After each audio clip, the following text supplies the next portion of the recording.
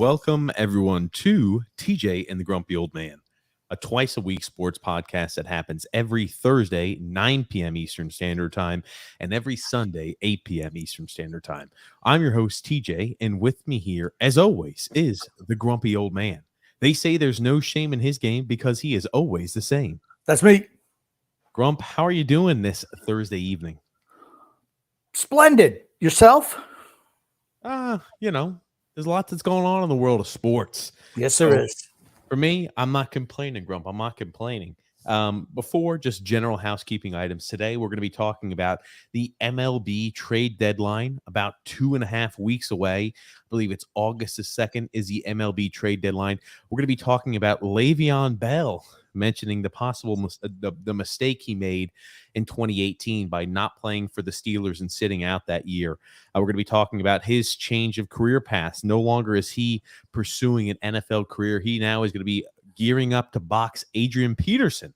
We're going to be talking about Cristiano Ronaldo and apparently his move to Chelsea at the time period with Tuchel falling apart. We're going to be talking about a new change in the NBA regarding rules that's going to take place in the 2022-2023 season. We're going to be talking also about possible landing spots for Jimmy Garoppolo. So if you're new to the show, we welcome you. We invite you to stick around a while. We talk all things sports on this podcast, whether it's MLB, NBA, NHL, NFL, college athletics, European soccer. We talk all things sports on this show. Also, we're going to have some fantastic fan fights that were submitted by Alexander Grump. Some fantastic fan fights. Who doesn't love a good old-fashioned fan fight, Grump? Not me. I love those fan fights. They're the best. They are fantastic. They really are. Drunken brawls are always my favorite thing. Yeah, as long as nobody gets seriously injured. We're not going to ever show anything where a guy gets seriously injured or snaps a limb or gets nothing, no serious injuries. That being said, if you're new to the show, we invite you to stick around a while. We invite you to subscribe on YouTube, to like on Facebook, and to follow on Twitter. Yeah, I'm just going to say, as long as I'm not a participant in those fan fights, I'm all fine with them. Was that, Grump? I said, as long as I'm not a participant in those fan fights, I'm fine with them. That's my big no-no. Don't get me involved. You participating, so that's the big no-no, huh? Yeah. Oh, good gracious, Grump. Well, let's talk a little bit about the MLB. I mean, the All-Star break is coming up. The Yankees, red hot this year, 61-26. I want to ask your opinion, right? You have to feel like they're going to make some moves at the deadline to further fortify that team. They're off to a magma hot start, Grumpy Old Man. Do you think that the Yankees can continue this hot start? I think they'll cool off a little bit. I think you're seeing now they're hitting. The problem, my issue with the Yankees is the fact that they can't scratch out runs, string a couple of base hits together. It's all about the home run. And that's usually a problem when you get to the playoffs, but I think they're good enough. I know Luis Severino went on the DL today. I think they will make a deal for a starting pitcher, maybe Luis Castillo. I think they will do something. The Yankees are never afraid to spend. And this is a year where you got to do that, especially when you're off to such a hot start. I did find this particular stat interesting. If the Baltimore Orioles win tonight, every team in the AL East will have above a 500 record.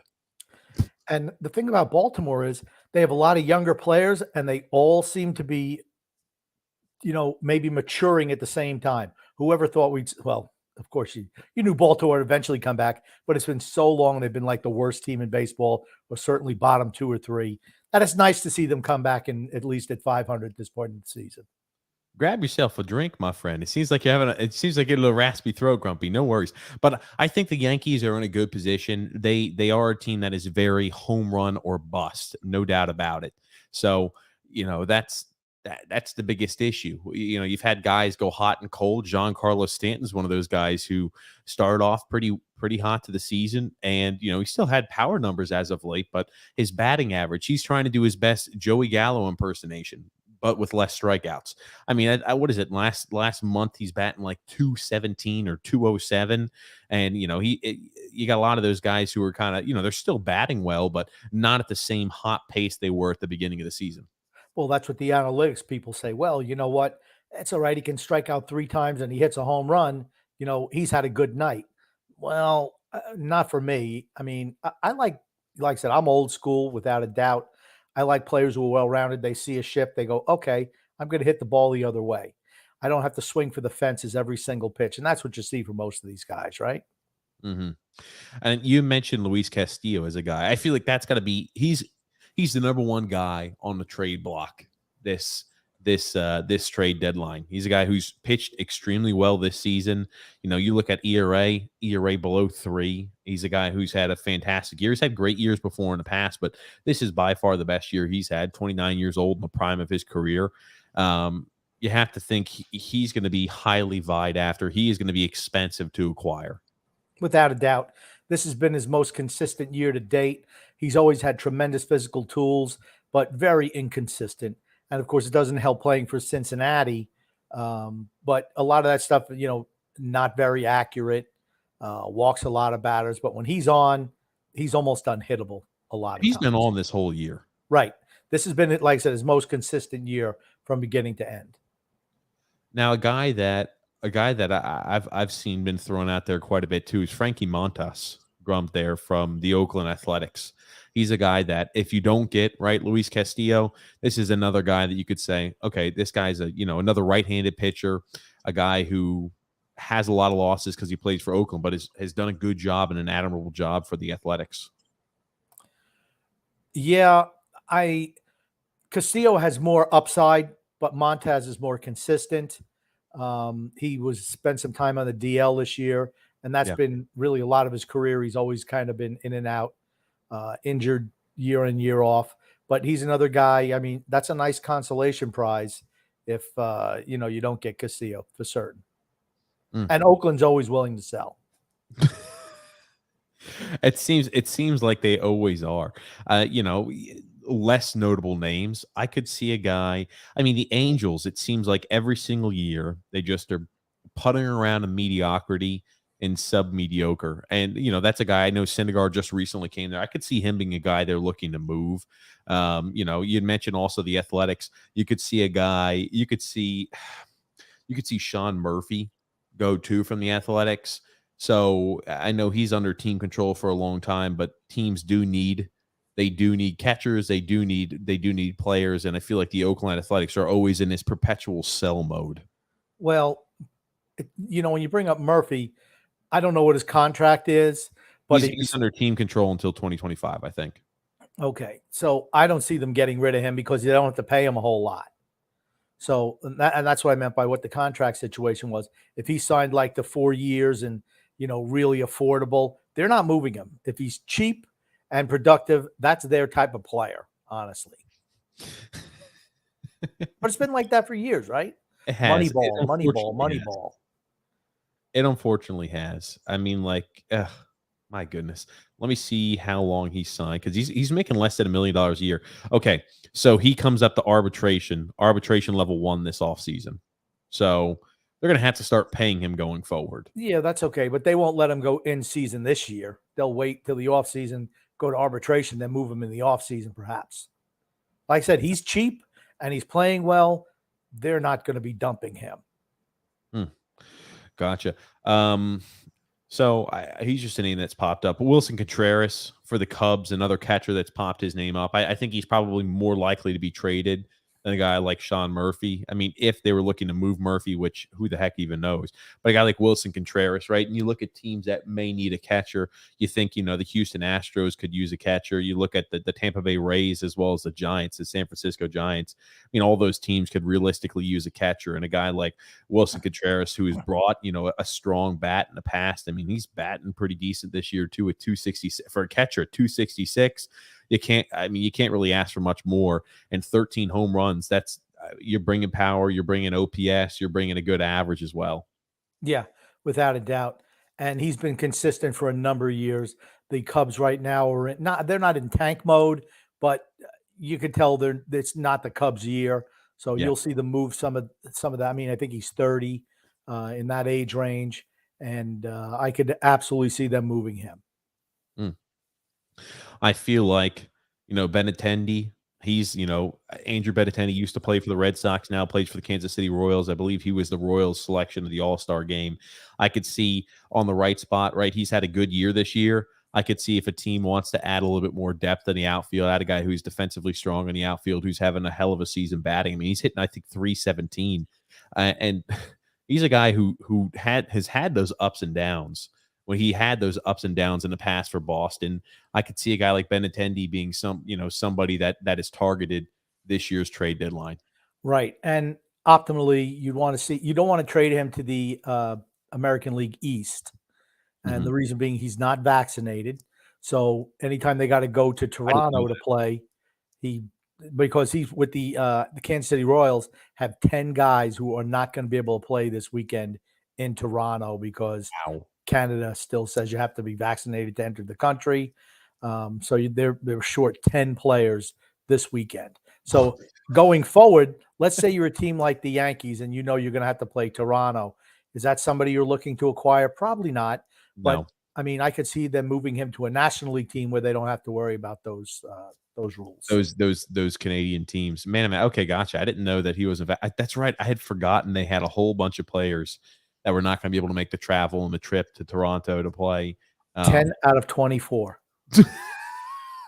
Needless to say, Kansas City's putting out a superstar squad this weekend. Yeah.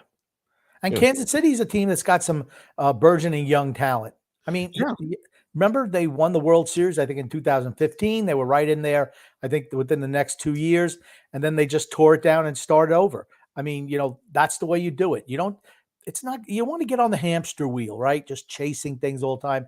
I mean, a good GM. It's what the Yankees did for many, many, many years. But the Yankees are different. The Yankees could throw money after money after money, and not many teams have the ability to do that. But you occasionally have to go and say, we're planning on rebuilding for a year or two. Yeah. I mean, big teams like the Yankees, the Dodgers, the Cubs, for the most part, teams that have money, they really can't afford to do that. But, smaller teams like Kansas City or, anybody else really can afford to. The Rays will have to do something like that when their little stint is done. I mean, absolutely. And people forget the Miami Marlins when they were the Florida Marlins. They'd win a world championship and then tear the whole team down, before the next season. Start over because they don't want to pay. The World Series, they trade away Josh Beckett. They make all those moves where it's just like, oops, here we go.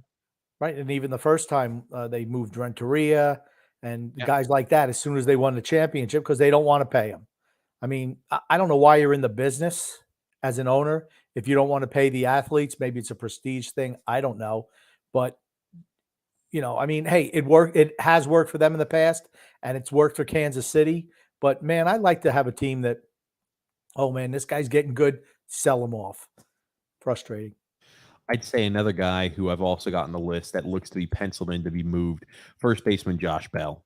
That's a guy who, is having a I mean, I don't know if I'd call it, maybe I'd call it a career year. I mean, he's hitting, the power numbers aren't as what the power numbers have been in the past. He's got 13 home runs this year. I think he hit another one today, right? It's not like 2019 Josh Bell where he was in Pittsburgh smashing 37 homers, but the average is there. He's hitting over 298.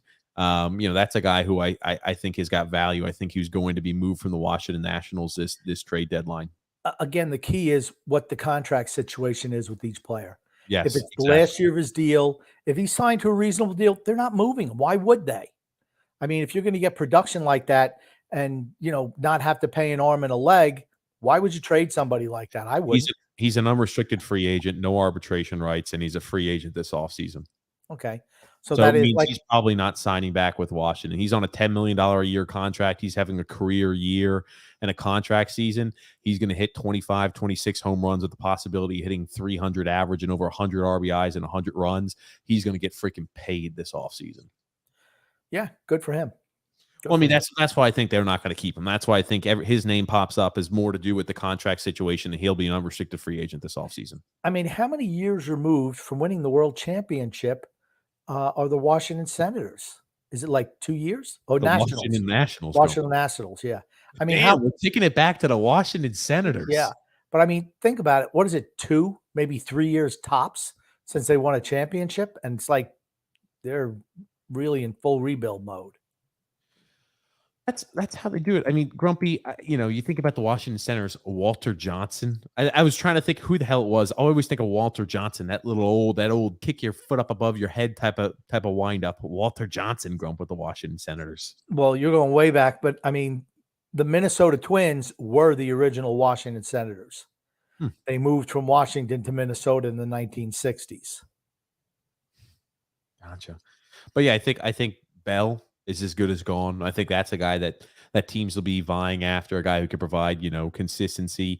I've heard rumors possibly Boston as well for a destination for a guy like Josh Bell. I mean, like, he's a guy, first baseman, who can hit. I mean, you could also throw him there at DH, but that's a guy who's going to bring value.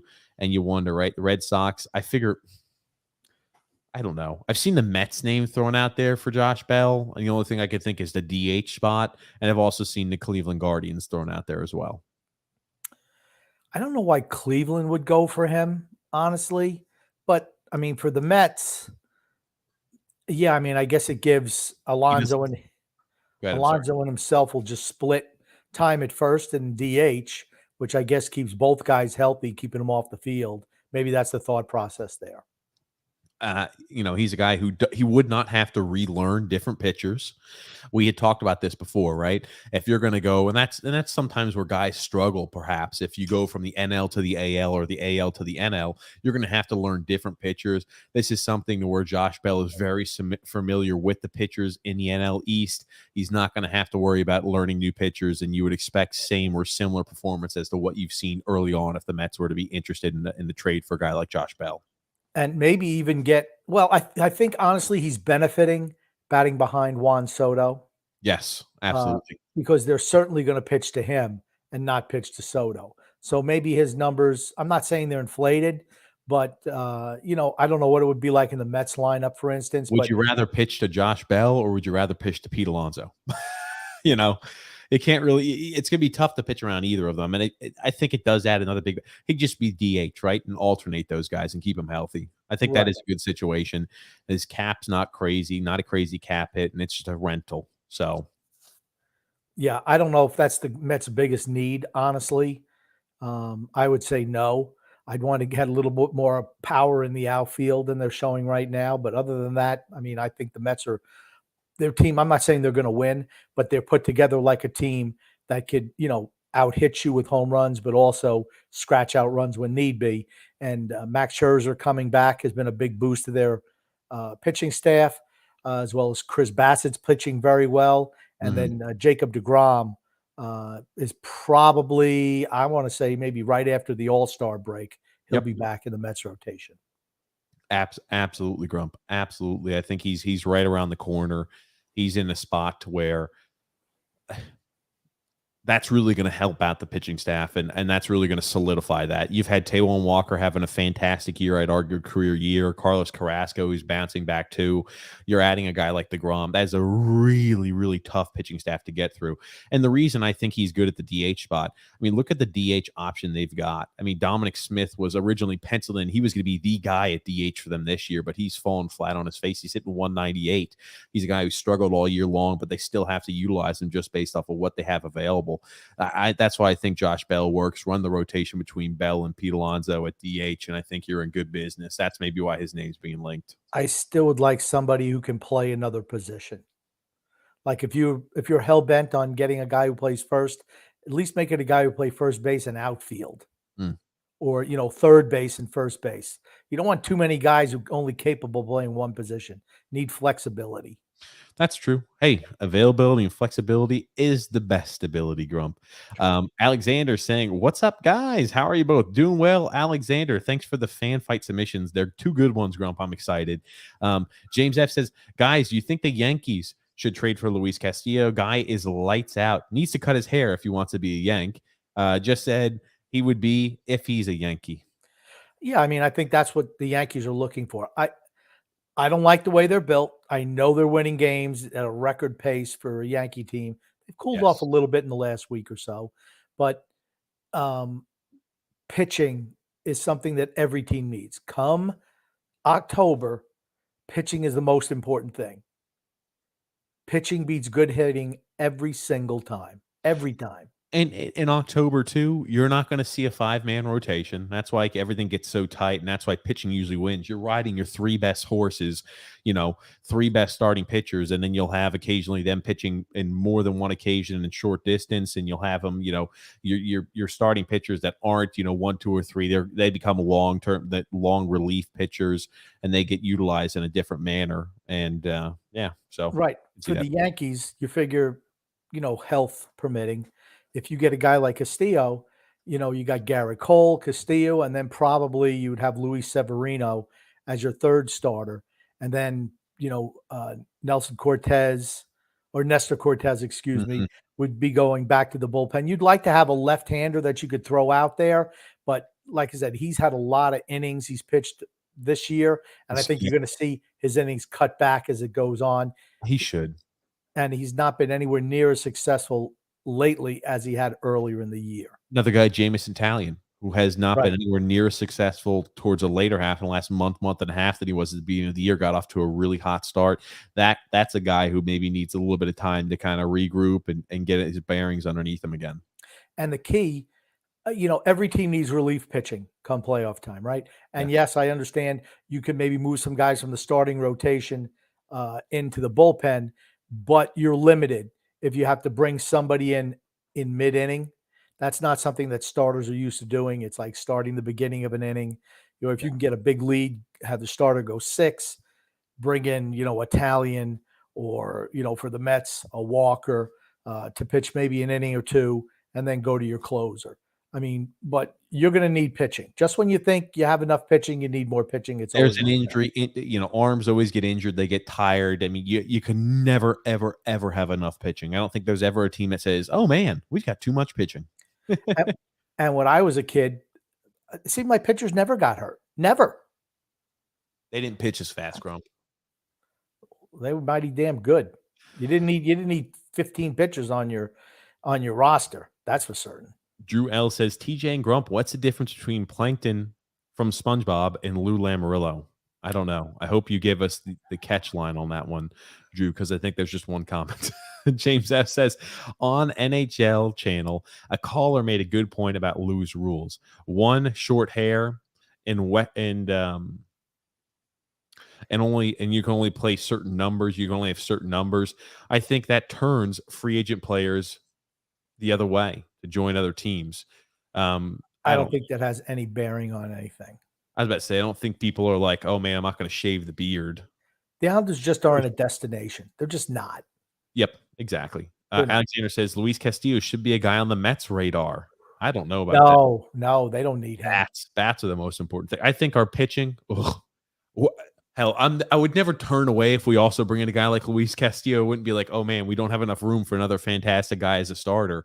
But I think our starting pitching is good. I think we can use help in the bullpen though. If we're looking for a pitcher, I'm looking for a guy who's more of like in a reliever role than anything else. If you're the Mets and you're going to 3-man rotation come playoff time, it's, I don't know who, Scherzer or DeGrom first, the other one second, and then Chris Bassett third.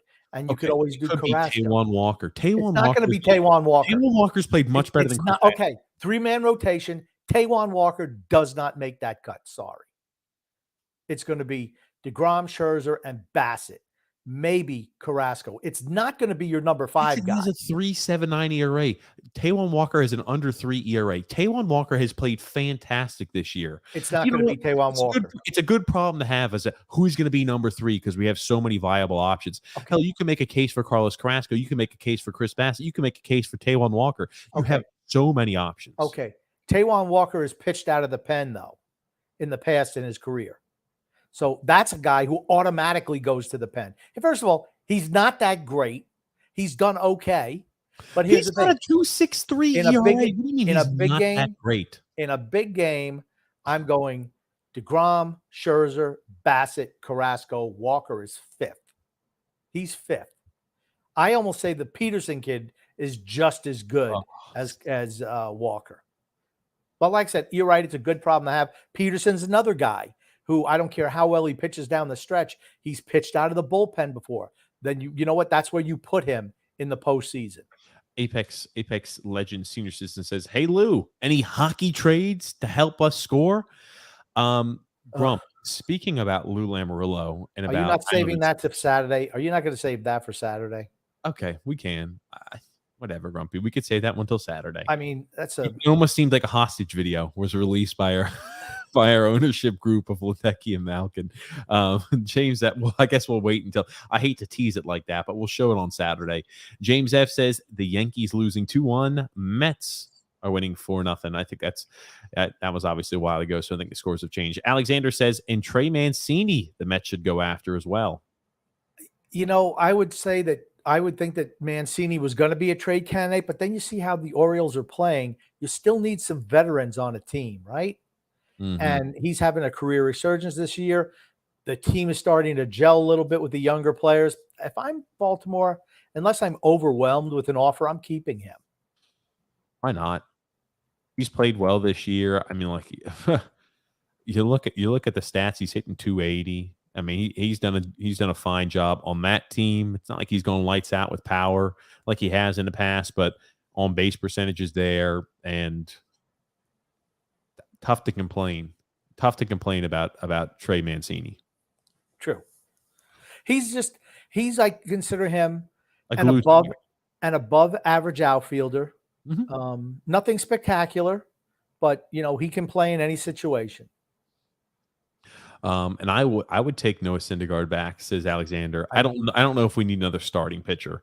Relief pitcher, guy in the bullpen, I'm absolutely down for bringing, but starting pitcher, I don't know. And here's the thing: Noah Syndergaard hasn't been great in the Los Angeles for the Los Angeles Angels. So I was about to call him the Anaheim Angels, but he hasn't been great for the Angels this year. If you're the Mets, maybe you're looking for a guy like Alfaro, a guy who can play offense and catcher, with McCann being injured out as well. Yeah. But the Padres are still in the playoff hunt also, so I doubt they're going to move him. Mm-hmm. But I'm looking for somebody like that, maybe Eric Haas from Detroit. Maybe that's somebody. He can also play outfield, first base, catcher. He's fairly consistent with the bat. I could see them going after somebody like that, more of a depth piece, and somebody who can play outfield and relief pitching. That's one thing I think that the Mets need, more of that short relief type guy. And hey, Frank, how are you doing? He says, hello all. And TJ and Grumpster. Apex Legend Senior Citizen says, Ledecky said, in Lou we trust. I know. I want to show it now, but Grump wants to wait. That's okay. That's going to be at least a half an hour. Just that one video is going to be half an hour because James F says, I think the Islanders won't make the playoffs and Lou will get fired. Well, after he doesn't make the playoffs, they're just going to let his contract runs out and he's gone. And I think that's probably most likely to happen. He says, therefore, maybe they should have fired him after this free agency. Fire him now before he trades away more draft picks, or just take his control away to make trades and bring in a young general manager to learn under him and say, Lou Lamoriello, you don't actually have control. You're just kind of teaching him day to day and what you would think. Yeah, just real briefly, when the owner says in Lou we trust, people forget he was 2-time GM of the year. I'm like, okay, he made 2 trades in that time. What a fucking joke. Oh, he's 2-time general manager of the year. It's a popularity contest. I can't go over that. Anyway, we'll talk about it later. Alexander says the Marlins definitely did that twice. Absolutely, they did after those 2 World Series. James F says next year's draft is supposed to be a really good draft. I don't want to lose any picks. I'm right there with you. 2023 draft is very stout for the NHL. Alexander says Juan Soto will be a Met. I hope so. I tell you what, Alexander's been pushing that narrative for like a year. He's got me sold on it. I'm expecting Juan Soto to be a Met. Brett W says Walter Johnson is almost as old as Zdeno Chara. Almost, not quite. Almost. Alexander saying, guys, what's your take on a terrible contract the Rangers gave out to Vinny Trocheck? I think the term was a little bit too much. Mm-hmm. The value, I like Vinny Trocheck. He's a guy who's had injury problems in the past. He's a guy who's, you kind of worry about that. It's the same thing we always worry about when forwards are injury prone and you sign him to a long-term deal. That's the biggest issue, though. He's a blood and guts player. I think he's certainly an upgrade over Ryan Strome. Yes. He does all the dirty work. You can put him out in any circumstance. He's an Islander type player as well, to be honest with you. But we already got too many centers, so they weren't going to invest in him in that regard. But I like the player. I just think too much term. Frank said, I don't think, Ledecky didn't mean that, talking about, I don't know. It almost sounded like he was in theater. He was a portion of the, okay, we can't get into it too much because Grump wants to save it to Saturday. Drew L says the answer is Plankton at least has a plan Z. Oh shit. He always has plan Z. That's right. Hell, Lou doesn't have plan B. And that's the way it is every year. I don't think he ever even thinks about it. I'm sure he does. I'm being facetious, but still, it's like, okay, the first thing didn't work out. You let it play out too long. As soon as, when Elliot Friedman is telling me that his agent is going around contacting teams, and their GM even confirmed it. They said, hey, we were surprised, and like, let's get this done. They weren't even in the mix. As soon as you offered so much money and he didn't sign right away and I'm talking about the Devils as well, and their agent goes somewhere else, you know what that means? He's not playing there. You need to move on to plan B. Yeah, absolutely. Alexander says, you guys, so how about the PG era of WWE is officially dead? They're going to TV 14. They're thinking about it. They announced today that they were going to do that, but now they say, well, they're considering it because I guess some people were upset. Okay, let me just tell you this. World Wrestling Entertainment, formerly the World Wrestling Federation, their numbers are way down. And it's not because, so what do they want to do? When did they have their biggest success? When they had the TV 14 era, when it was the Attitude Era. Where you had The Rock and Stone Cold and, Shawn all that Michaels, stuff. Triple H, all that. Yeah, all pushing the envelope on stuff like that. And honestly, I have not watched WWE wrestling in a long, long time. The talent isn't good. The characters aren't great either, which hurts it more than anything. Yeah, they got more smaller guys, and I like the small guy wrestling, but the thing about a professional wrestler, you always wanted them to be bigger than the guys in the stands for the most part. The WWF and WWE were always the big man's league, right? NWA was smaller guys, but you wanted to see guys like, Hulk Hogan or Andre the Giant walking. They're just bigger than everybody else. It's like, holy crap. It's like an attraction, where that's not been the case. And now you're seeing actually more women wrestling than men's wrestling. And that's because they're not developing talent. And it all started from the death of the territories. Right now, the only guys who wrestle in WWE are guys that go through their training, like their training site in Orlando, Florida. Everything is scripted. It's just not the same. And the thing that really killed professional wrestling, in my opinion, was admitting that it was a work. You always knew it was fake, but you really didn't know if it was fake. They admitted that before the Attitude Era. Come on, man. No, they didn't. When did they admit that it was a work? It was after that. I can't tell you the exact date, but when they finally admitted the exact date that the WWE started, it was after the Attitude Era. It was after they bought out WCW. All right, so it was after that. Just was. James F. saying, Yankees now tied game. Glaber Torres with the 2-run homer. Brett W. says, I still don't understand why a 20-minute train ride from Broadway in a state-of-the-art arena wouldn't be a destination. I was talking with an Islander fan again today on a public space who was like, the Islanders are a mid-market team. I said, what the hell are you talking about? The Islanders are definitely a big market team. They're freaking New York. They play in New York City. They're not a small market team. They try to portray themselves as that, but they're not. If it wasn't for the past success and the recent success of the franchise, Detroit's a mid-market team. When you think about them, I mean, like they've had a lot of success in the past. Columbus, I'd say, is a bottom-tier market team. Teams like Florida Panthers, they're Tampa, bottom-tier market teams. Tampa's not. I mean, Tampa, besides what they've done recently, they've always been a mid-market level team. But I mean, like they've had success in the early 2000s or the mid 2000s, and they've had a lot of success as of recent. But there's a lot of mid-market teams out there, and it's hard to say the Islanders are one of those. Anaheim's a mid-market team. I mean, Arizona's a no-market team. There's a lot of these teams that are mid-market teams. The Islanders are not one of those. no, they play in New York. Yeah, The Mets try. It's maybe like it's their always. out-of-touch general manager, says Brett. Yeah, well, there you go. Now that I'll go for. Mm-hmm.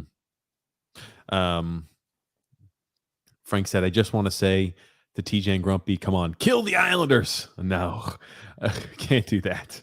We'll save that for Saturday. Brett Tubby says, is it at all possible with Barry Trotz shackling the offense that Barzal, Wallstrom, and Bellows can put up good numbers? That's the best case scenario. Yes, I think it is possible. The thing is, how much is the system going to change under Lane Lambert? Because it's tough when you got 8 or almost 9 of your 12 forwards over the age of 30. It's not like you can play a run and gun style. You have to be more laid back, counterpunch, because you just don't have the speed anymore. Don't have the jump in your step. James F says, Grumpy, you said the Islanders have a lot of old players on the team, but you said Carolina made good moves. Isn't Brent Burns 37 years old? Yeah, they did. They made a move for Brett Burns. He is older, but that's kind of what they needed, a guy with grit and physicality. And the fact that San Jose ate $3 million of his cap hit for the remaining time period he was there, it makes the deal much more palatable. Yeah. They're only paying, $13.5 million over the next 3 years. That's a good deal for Carolina. And he eats minutes. I mean, he's still really good defensively and will play on their power play. They also brought in Pacioretty for nothing. And if he's healthy, he's going to help them. They're a really young team that needed a little bit of veteran leadership out there to take them to the next level. I'm not saying they're going to win the Stanley Cup because I still don't. I mean, they were just a Freddie Anderson injury away from getting knocked out of the playoffs. But I like what they did this offseason. They always seem to do the right thing, always. Frank said, did Kadri and the other 2 decent guys left sign? No, Kadri has not signed. I think you're talking about Andre Palat did sign last night at the very end of the podcast, so he's off the board. With the Devils. He went to the Devils on a 6-year, $6 million a year contract. I think 5 years, $6 million per. Okay, it was $6 million per. I couldn't remember the term, but no, Kadri's still out there, but he's pretty much the last guy. The Islanders, the only way they can improve is via a trade, which I would highly recommend against. Yeah, I don't think they're going to do anything. I think this is your Islander team for next year. They got a defenseman, which they desperately needed, young defenseman, and I love that deal. But everything else, I don't like about what the team is. Brett W said, I always preferred the NWA. Dusty Rhodes versus the Four Horsemen was great stuff. Yeah, the Four Horsemen, which was, they had many different iterations. I believe the first iteration, if I'm not wrong, was Flair, Tully Blanchard, Arn Anderson, and I don't want to, was Ole Anderson in the first iteration of that? I don't remember. But then they had Wyndham come in there. They had, they had a lot of guys kind of circle through. When they were bad guys. I think it was Ole, Arn, Tully Blanchard, and Ric Flair. I think that was the initial Four Horsemen. With James J. Dillon as the manager of that group. James F. Mets up 6-0. Apex Legend says here, New York is overpriced and dangerous. Crime is out of control in New York. Who wants that mess? And the New Yorkers are delusional, thinking that New York is some great place to live. It's congested and an overpriced dump. That's why a lot of people are moving out of that area. John M. saying, good evening, boys. Good evening, John. Leaving work. The Islanders need to have a true competition out of camp. Whatever over 30-year-old player gets to beat out to waivers or whatever 30-year-old player, I'm sorry, gets beat out, goes to waivers or goes to AHL or is waived. Go young. Sell everybody at the deadline for picks. I will say that if you get close to the deadline and you're 10 points out, you have to be sellers. This is sell the everything. absolute last kick of the can with this team. Here's the thing. Doesn't matter. We're not good enough. Not going to make the playoffs. Not going to contend for a Stanley Cup. I'd rather start making preparations to go on to the next iteration. You're solid in defense and goal going forward. It's the forward group that needs to be, except for one guy, almost totally revamped. James F says here, Donaldson left the game hit by a pitch. Nasty hit on the hand. Ooh, anytime people get hit on the hands, I immediately worry about broken fingers that take a guy out for a long term. Yeah. And he seems to get hit a lot. I mean, he crowds the plate, and he's hurt all the time, Donaldson. Brett W says, yes, Grump, Flair, Blanchard, and Ole were the originals. Arn and Ole. Arn Anderson and Ole Anderson. Sal P says, good evening, fellas. Hope all is well. I saw an article somewhere that talked about Johnny Gaudreau just not buying into Lou's vision of the team. Also said a few hockey insiders mentioned that Lou's having a terrible interpersonal skills and outdated treatment of players. Oof. If that's true, and I'm talking about the last statement that's made. If that's true, he needs to go. Yes. He needs to go because when you're not going to contract, they're not going to fire him though. Well, you just have to say you're done and we're transitioning away. I mean, I'm sorry. If that is legitimately true, that's a problem you cannot overcome. Yeah. Christopher C says there's no more October baseball. It's November baseball now. Okay. I think they still play baseball in October though. Brett W. He's talking about the playoffs, Grump, postseason.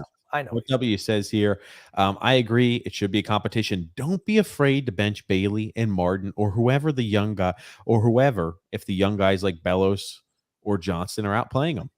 You want to get the veterans to play better, start benching their asses. Yep. Then you'll see what happened last year when Lee got benched for a game and when Bailey got benched for a couple of games. Man, they came back and played really hard, didn't they? Too much of a country club atmosphere on that team. Drew L says it's just gross seeing that Varlamov is still on this team. $5 million for a backup again. Why not trade Varlamov to a team like Arizona? Well, he does. I'm not sure he would go to Arizona. Arizona wouldn't want a guy like that, but he's got the 15 team modified no trade clause. You can find somebody to trade him to. Yeah, I don't care if he doesn't want to go somewhere. You just make it happen. Yeah, okay, you don't want to do that? That's fine. You're going to be riding the freaking bus down in Bridgeport. That's where you're going to be playing from here on out. I'm sorry. First of all, stop giving. He would get claimed. If they waived him, he would get claimed by somebody. There you go. That's fantastic. You're getting claimed somewhere. You're getting claimed by this miserable team. Do you want to play for them, or do you want to pick a team that within reason to get traded to? I mean, you have bargaining power. That's the same thing that happened to Ryan McDonough. Amari Production says, "What's up? What's up, Amari?" And James F saying, now the Reds batter got hit by a pitch. Oh man, that's how things escalate. Yeah. I remember in the olden days, you got too close to the plate, man, Bob Gibson just throw at your head. And they didn't warn anybody or wave a little red hanky. Warning. Nothing like that. Nobody got tossed. Just don't do it. Can we talk? The players police the game. Can we talk a little bit about O'Neal Cruz? Have you seen, again, a young guy, a shortstop? What is he, 6'6", 6'7", Grump? 6'7", shortstop. Unbelievably tall. He's for the Pirates, and this is one of those young guys who's really been playing well. He clocked, and I'll read this before I let you watch it. He clocked 97.8 mile an hour throw from shortstop, which is the fastest throw by an MLB infielder during the StatCast era, which began in 2015. So when they started tracking how quick and fast infielders release and how fast they're throwing the ball, O'Neal Cruz just timed the fastest throw from shortstop recorded. Why isn't that kid pitching? I'll let you watch it. Rolled Cruz, scoops, guns. Oh, jeez. What a throw, and what a split by the first baseman. Fired that baseball across the diamond. And it's not like this is an anomaly. It's not like, oh, this is the only time he's done this. It's just just one time he has this wicked throw. I mean, he's throwing consistently in the 90s on a same game. On another throw he throws out from shortstop, 92.6 miles an hour. Let me put that screen for you. I'll tell you what, he'll learn because he's obviously not doing yet. One, double pump, crow hop. You can't do that. Got to get rid of the ball. I don't care how hard he throws it.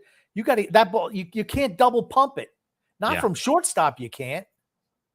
He got away with it, but it's like right here. One, throw it. What the hell are you waiting for? Don't double pump. Only 22 years old. He's young. He will learn. But 6'7", 220 pounds, and the athleticism and ability to throw the ball like that. Holy crap! This guy's got a cannon for an arm. But you even look at the first throw. He took like 3 steps. Yep. I noticed the same thing. Dude, I'm like, he's making that way closer than it needs to be. Throw it. Well, I mean, what the hell's a delay? Phil Rizzuto, when he pitched for the Yankees, didn't have the strongest arm. He got it. Bam! It was out of his glove and out of his hand in a second. That's way. You get rid of it quicker. You don't have to throw it 100 miles an hour. You only throw it like 80, or even 75 because it's time. It's time. When you're bub up throwing, the guy's still running down the bases. Get rid of the ball. Christopher C said, "Did I hear Grumpy say we need veterans?" ? No, that was Carolina Hurricanes. Carolina, the Hurricanes did. Yeah, they need a couple of veterans with that young group. Brett W says here, it's totally asinine that Varlamov is still here when they could use the money to improve the team in the cap space. They absolutely could find someone to back up for, half of what he makes. Absolutely. Mm-hmm. You're talking about 25 games, maybe 30 tops. Are you okay? Okay. Yes, I'm fine. Gotcha. Amari Production says Cruz has great potential, but he's been overhyped in my opinion. Yeah, his batting average has settled down to the low, 210s, 200s, 220s. 210s. Yeah. Yeah. I mean, he's got tremendous power, but he's got a lot to learn. He's young. He's 23 years old. Yes. Right. He does have a lot to learn. That's a guy who will be able to generate power. As a shortstop, he will be able to drive and runs. He will be able to hit for power just with his size. When you're able to stand like that with your hands, you're really able to tattoo. And he can run too. I mean, he's a 5-tool guy. Yep. Unbelievable fielding. That's a guy who, as a Pirate fan, you've got to really be excited about. Drew L says, it sounds like Cruz can move to third base. LOL. He's got tremendous range, though. You don't want him at third base. Not he now. Moves, I was about to say, he moves so well. He can cover at 6'7". The way he moves and how quickly he's able to go ahead and cover the field, it's special. Quick first step, got foot speed. I mean, the kid's sliding. That's sliding catch like that for a 6'7" infielder, a 6'7" shortstop, no less. Is he not one of the tallest shortstops to play in the MLB? I think so. Last time a guy at 6'7" played a shortstop. I think he's the biggest shortstop ever. I think so too. That's not a position you expect guys who are number one over 6'2", let alone 6'7". Yeah. Brett W says here, I'm really keeping my fingers crossed that the defense is top 5 and the young guys can provide the offensive power they need since Lou isn't bringing anybody in. I mean, that's exactly the best case scenario. Who are you going to bench? That's the thing. Are you willing to bench veterans? We're going to find out. Amar Production says definitely an all-star in a couple of years, but I don't see why people are treating him like a god. I think it's because his size and how quick and how strong of an arm he's got. That's what I think also. He's just They see that this guy's 6'7". They see that he runs like the wind, that he makes unbelievable plays in the field, and they just know the batting's going to come along. Is I think why they're treating him that way. Yes, agreed. Frank says, look at Halak and Grice. They both signed cheap. Yeah, well, there you go. I mean, let's be honest, though. Halak, backup goaltender, veteran. That's what you want from your backup. A guy who's, okay, I'm not competing for a starting job. I work with the younger kid. I mean, it's his job. It's not me a few games if a guy gets a little banged up. Yeah, but that's it, right? 25 games. For Halak, maybe 25 games. Shesterkin's going to get the lion's share. And Grice is finished, though. Grice is finished. Drew L also says here, David Ritchie signed at the backup for $900K. Yeah. I mean, that's what I'm saying. I say it all the time. Goaltenders, backups in particular, they're a dime a dozen. You're seeing guys win Stanley Cups, they get moved off the team the same year. I mean, guys who win the Vezina Trophy, gone the same year. Nope, makes too much money. We'll do it with somebody else. Yep. Amari Production says exactly. Why even pay Varlamov that much when you could pay another guy $2 million to play 25 games and have Sorokin play at a higher level? Yep. I mean, the whole thing is they're not going to sign him back after this season is over. I mean, he should be moved, period, at the trade deadline. I don't care if they're winning or losing. He's a guy that should be moved at the deadline. Brett W says, yeah, Halak would have been fine for 25 games. Yeah. Absolutely. Drew L says, I mean, back on baseball, people are really salty that A-Rod cheated. I'm like, it was during the steroid era. And yes, A-Rod gained like 40 pounds in a year and a half. Of course he was on the juice.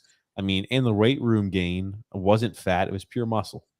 He didn't gain 40 pounds of pure muscle. He gained a lot of weight, but not that much. As he got older. And as you get older, you do put weight on. He put on some weight in his middle section too. Yeah. Here's the thing. He was using steroids. So what? I could care less. Everyone was using steroids. Every player, or I'll say 95% of the players. I often mention Ken Caminetti, who has passed away, won an MVP for the San Diego Padres, I think 1988. And he said at that time, they asked him about steroids. He said 80% of the players are using steroids. And this is all the way back then. Players do it. Why do they do it? It gives them a competitive advantage, right? Or at least mentally it does. Maybe you're able to work through injuries. So, for something like that, anything to get you on the field. And let's say Johnny over here sees Jimmy taking the juice and all of a sudden he's getting more playing time. Well, geez, I'm going to start doing it because my livelihood depends on it. Yep. I kind of want to shift gears a little bit from the MLB. We talked quite a bit about that. I want to talk NFL. We got a few things NFL to talk about. Jimmy Garoppolo, where are trade destinations? Apparently, the Seattle Seahawks have discussed the possibility of trading for Jimmy G. Number one, I know he's been injured. He's been throwing apparently again. I'm kind of shocked it's taken as long as it has to move a guy like Jimmy Garoppolo. I'm not sure if the value's not there or it's because they're worried about Trey Lance. I think it's because the value wasn't there until he showed people he could throw again. Remember, he had the offseason shoulder injury surgery. I mean, do you want to trade anything for a guy who, maybe won't be ready for the beginning of the year? Probably not. Now, where do you think he's going to land? Now, Robert Griffin III had an interesting point on this. He said, if Deshaun Watson is suspended for any extended time period, the Browns should trade for Jimmy Garoppolo. No matter how you feel about Jimmy G, he's a proven winner on a roster that's ready to win now. That was an interesting point, I think. Okay. His contract this year is like $25 million. Again, if you're Cleveland, you're already paying how much money to Carolina in salary cap? You're taking on half the cap or whatever it was. You're paying that. You're paying Deshaun Watson, and now you're going to pay Jimmy Garoppolo as well? I think the Seahawks are a good team for him because does anyone believe that Drew Lock is the answer there? I mean, even if you're a Seahawks fan, it's like, oh, Drew Lock, oh, Jimmy Garoppolo, what's the difference? The thing I worry about, though, for the Browns, if Deshaun Watson gets a suspension, right, wrong, or indifferent, I mean, you just chalk the year up to a loss. The team is built to compete now, and you're chalking up a team that's ready to compete now up to a losing season because you don't have a quarterback worth a damn if Deshaun Watson's not playing. If Jimmy Garoppolo is your quarterback, the season's lost anyway. Doesn't At least matter. he's a game manager. And let's say you're at a spot to where, Deshaun Watson misses 8 games or however many games suspension they give him. You can't afford to just throw 8 games down the toilet by saying, oh, who's our backup after Jimmy Garoppolo after Baker Mayfield's gone? Joe Montanaz. That's not good enough. It sounds like the Browns should have pressed Goodell and the powers that be to solve the Deshaun Watson issue before signing that deal. What was that? It sounds like the Browns should have talked to Goodell or the powers that be to find out what was going to happen with him before signing him and making that trade and signing him that big deal. Okay, gotcha. They should have been proactive on that because they got nobody to blame but themselves. But the NFL's it's a joke that they couldn't have told them what was going on. The fact that they still haven't told this kid what's going on, it's deplorable. Got a comment here from Mario Production saying the Blue Jays just lost to a team with like 10 players out. So they must have just lost to the Kansas City Royals. God. I mean, they're kind of spiraling down, the Blue Jays. They were Blue supposed Jays to be were like, a really good team a few years ago, too. they were supposed to be contenders this year. I mean, right, them and the Yankees right at the top, and they've not played well. They just fired their manager 2 days ago. Just like that, bam, gone. Is it funny? Anytime I think of the Blue Jays, I think of that short stint that Troy Tulowitzki had with the Blue Jays. And I think about a career of a guy who pretty much lived and made his entire career based off of playing in Colorado. Yeah. Oh, good gracious. You look back at those old days of Troy Tulowitzki, man, he used to be the best or one of the top 3 or 4 shortstops in the league back in the day playing for Colorado. He was very good for a while. Colorado helps every team's player. Oh, they help everybody. Yeah, I was about to say CJ Cron having a breakout year there in Colorado. And, you know, when healthy, you got a guy like Chris Bryant who's really playing well. Every batter, it's their dream to go play in Colorado. Now, True. Is Todd Helton in the Hall of Fame? I don't think he's gotten in. Larry Walker got in, but Larry Walker was even good with Montreal as well. But I don't think Helton's got in yet. Yeah, Helton hasn't gotten in. He's got 3 Gold Gloves, 4 Silver Sluggers, hasn't gotten in. I wonder if they look at a guy who plays in Colorado for the majority of their career. I mean, like Todd Helton played in Colorado his entire career. They look at that and they say, "Ooh, we're going to look at you negatively because you played in Colorado your entire career." Yeah, I mean, maybe they do. Maybe they do. I don't know. Todd Helton was a damn good hitter, though. I will tell you that much. He averaged 372, led the league in average, had 42, averaged 372 at the plate.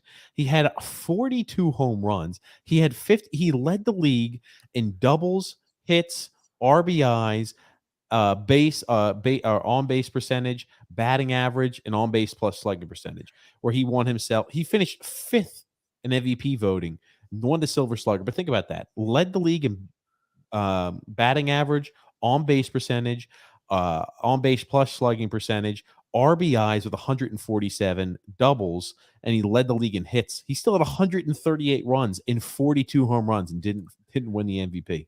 Yeah, I don't know who won that year, but I'm sure he got ripped off. But I mean, if you look at his overall numbers for a career, you know, I don't know how they stack up. Jeff Kent won that year. Jeff Kent. Ugh.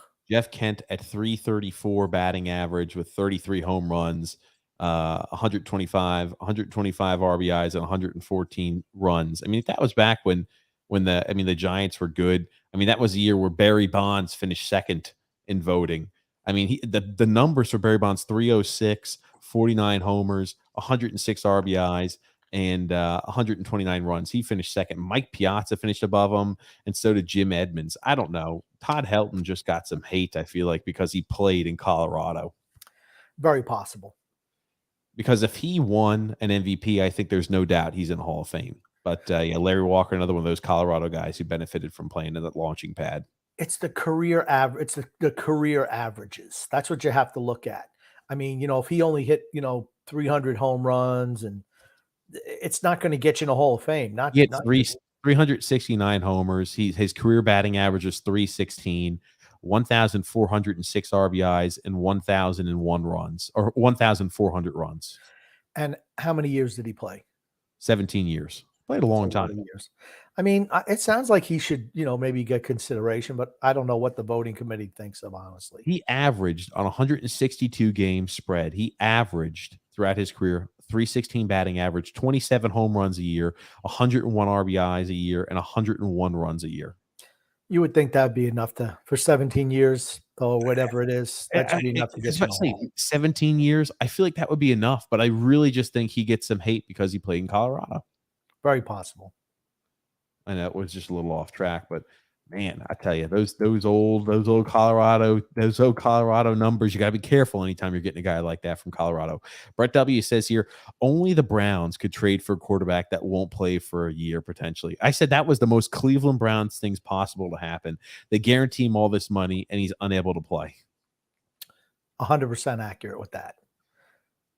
So Larry Walker won 1 MVP. He did win quite a few. Let me see how many Silver Sluggers he did win. He won 3 Silver Sluggers, 7 Golden Gloves. My goodness gracious. He could play. And he also played with the Montreal Expos also. He didn't spend his whole career in Colorado. His numbers in Montreal was a lot worse than where they were. Okay, his numbers in Montreal were a lot worse than they were in Colorado. I mean, like the guy had 2 seasons where he averaged above a 300 batting average in Montreal, and you're looking at in Colorado, he had 1, 2, 3, 4, 5, 6, 7, 8, 9, like 9 seasons in Colorado where he averaged over a 300 batting average. This is the guy career batting average 313. You're looking at home runs, only 383 home runs. So slightly more home runs by like a teen number, or maybe a few like 10 to 20 more home runs than Todd Helton, 1,311 RBIs. That's less than Todd Helton, and 1,355 runs, which is less than Todd Helton. Now, he played 17 years in the MLB too. How many years did he play in Montreal as opposed to Colorado? Because regardless of what you say, 6. I mean, I'm sorry, how many? 6 years. His first year, he played 20 games. So you could say 5 meaningful seasons in Montreal. Okay. I mean, it's cold in Montreal. Tougher to knock a ball out of the ballpark up in Montreal. That's a dome, though, in Montreal, isn't it? No, it was not a dome. Oh, it wasn't a dome. It was the old Olympic Stadium. Jesus H. I've been cold. Drew L said, I hope Jimmy G gets traded to Seattle so that I feel more confident in Kenneth Walker's fantasy production. Well, that's true. He loves to dump he's check down Charlie. Catch a lot of passes out of the backfield, that's for certain. Amari Production says Watson has a $1 million cap hit this year, I believe. Baker $10 million and Jimmy G $25 million. So $36 million to probably make the playoffs. I wouldn't like the move. I guarantee you Watson's cap hit is more than $1 million this year. I know the new contract. I think the new contract, does it kick in next year? Give me a sec. I'll pull There's it up. no way his cap hits $1 million. No way. I mean, his cap hit or his base salary is $1 million this year. His cap hit is only $10 million this year. Okay, so the next 4 years, he's got a $46 million cap hit or $46 million salary and the 5.5 or $55 million cap hit. Holy shit. So you're looking $45 million in the quarterback position for this year with 2 guys who aren't even going to play and one guy's not even on your team and Jimmy freaking Garoppolo. They could technically make it work, but yikes, it would be a significant downgrade from what they were expecting. Brett W says, I'm actually really excited for college football this year. I'm a huge Miami Hurricanes fan, and Mario Cristobal is doing a great job so far. Won't be in the top 4 this year, but got a serious shot to win the ACC, in my opinion, says Brett W. Is Clemson still in the ACC? Yes, they are. Okay, enough said. They do have DJ Uiagalelei, who is not what Trevor Lawrence was and not what Deshaun Watson was at quarterback. Yeah, they'll be better this year than last year, though. I think he takes a step forward. I really do. The ACC is a tough and competitive league. I worry about the ACC's ability to stay together long term. Amari Production says last year was supposed to be the Blue Jays trailer. The movie is terrible. Oh, last year was the Blue Jays trailer. Oh. The movie this year has been terrible. Sometimes I don't know if DJ understands. Movie studios put out trailers so to try to drum up interest for a movie so people want to go see it. Then you actually go see the movie and it sucks because they just show you the little snippets. The little trailer was everything that's good to happen in the movie, and he could squeeze it into a minute-long commercial. Christopher 2.5 says, minutes. So you want Carolina to have veterans and not us? Well, Carolina has a lot of young players. They need a little bit of the veteran leadership. No, yeah, it's different when your whole team is youngish. Remember, they lost Dougie Hamilton the year before, and they replaced him with some younger players.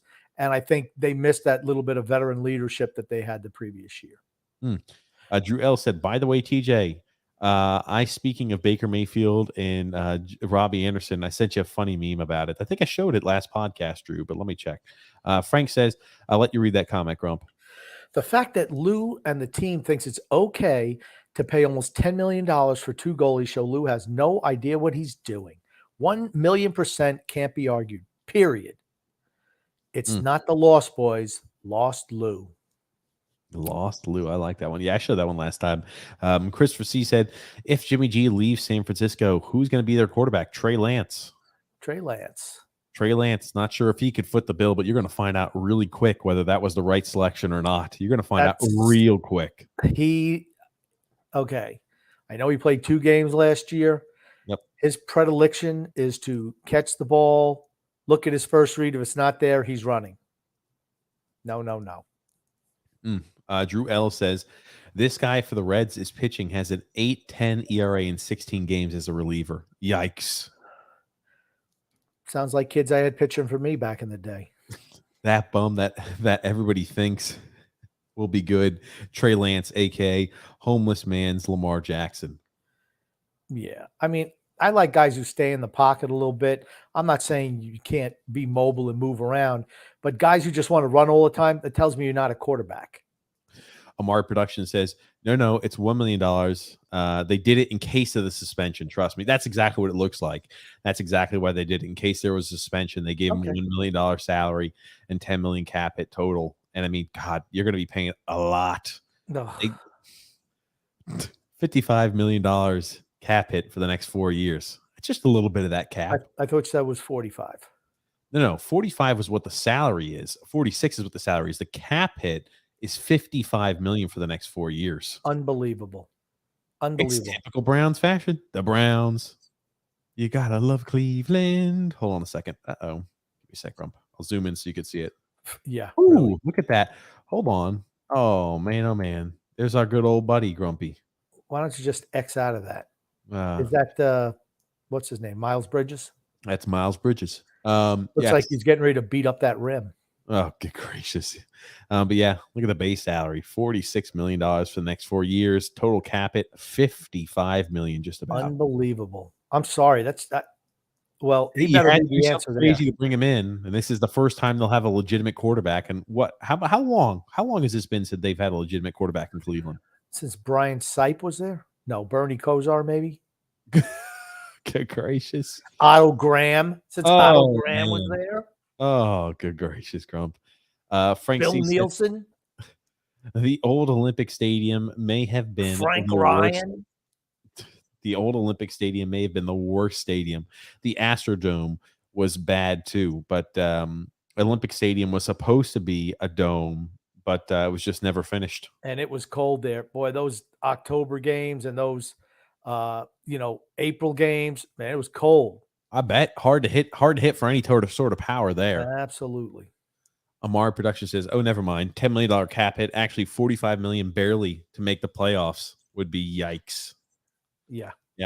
Brett W said Clemson didn't win the ACC last year. Yeah, that's right. The University of Pittsburgh did, Brett. Yeah. Okay. How many years in a row did Clemson win that ACC championship before last year? Last year was a down year for them for certain.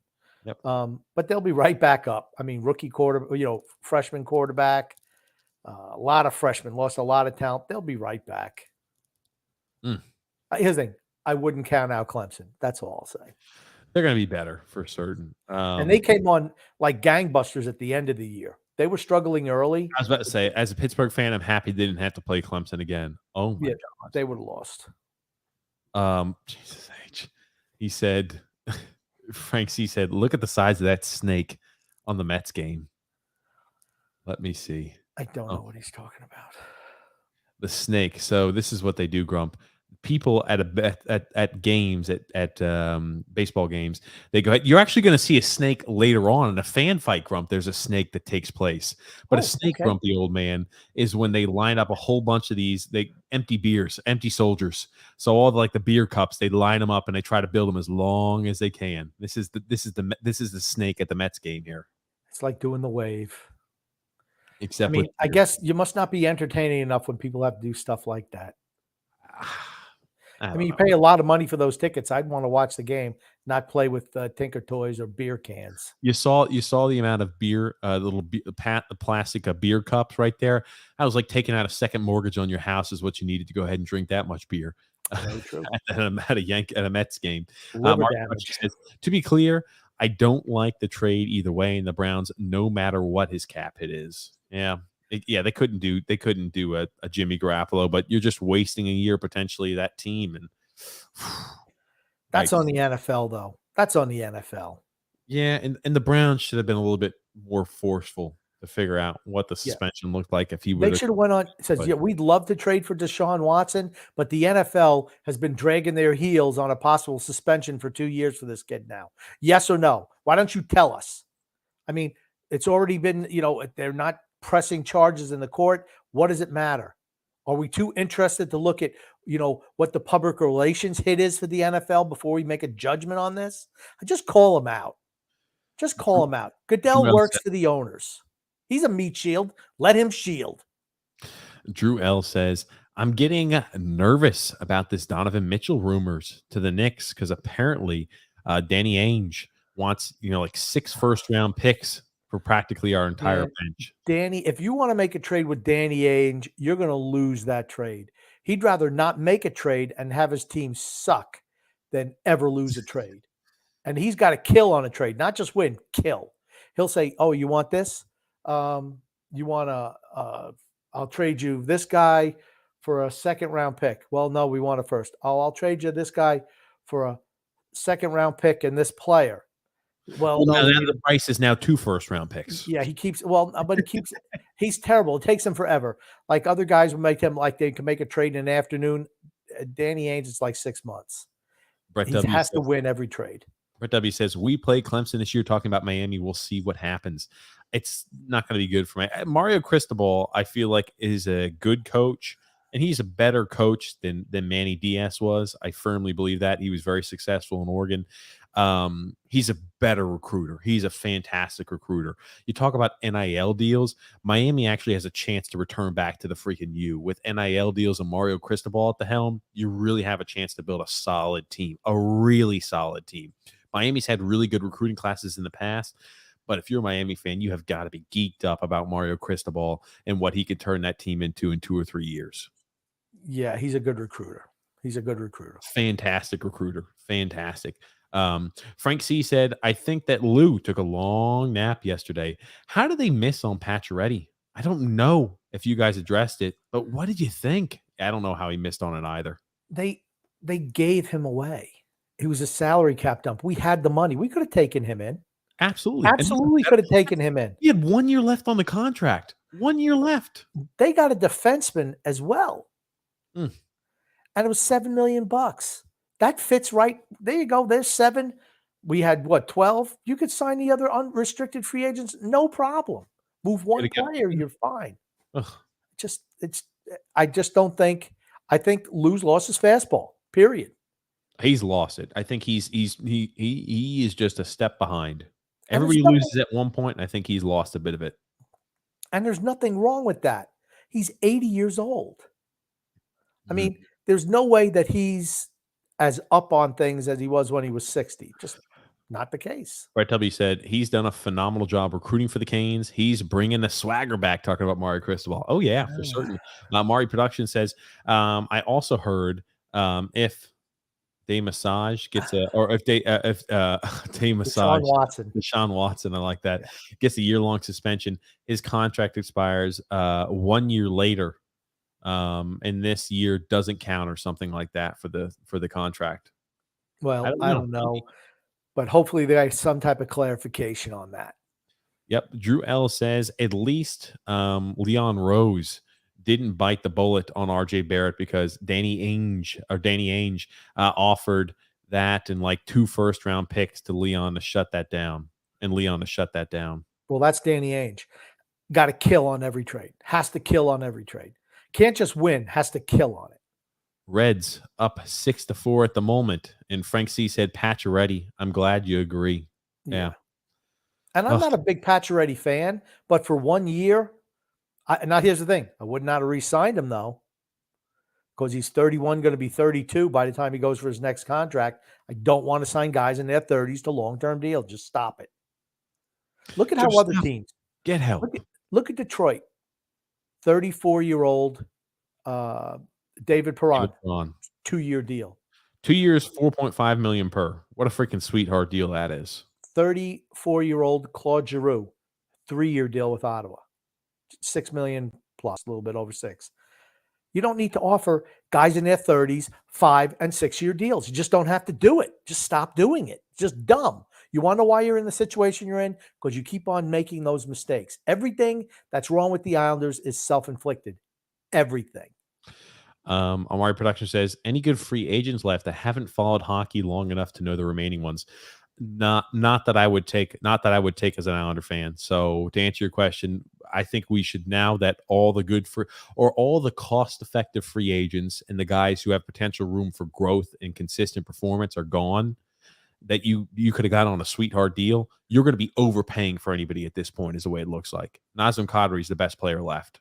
Yes. And he'll get, I think he's going to wind up going back to Colorado.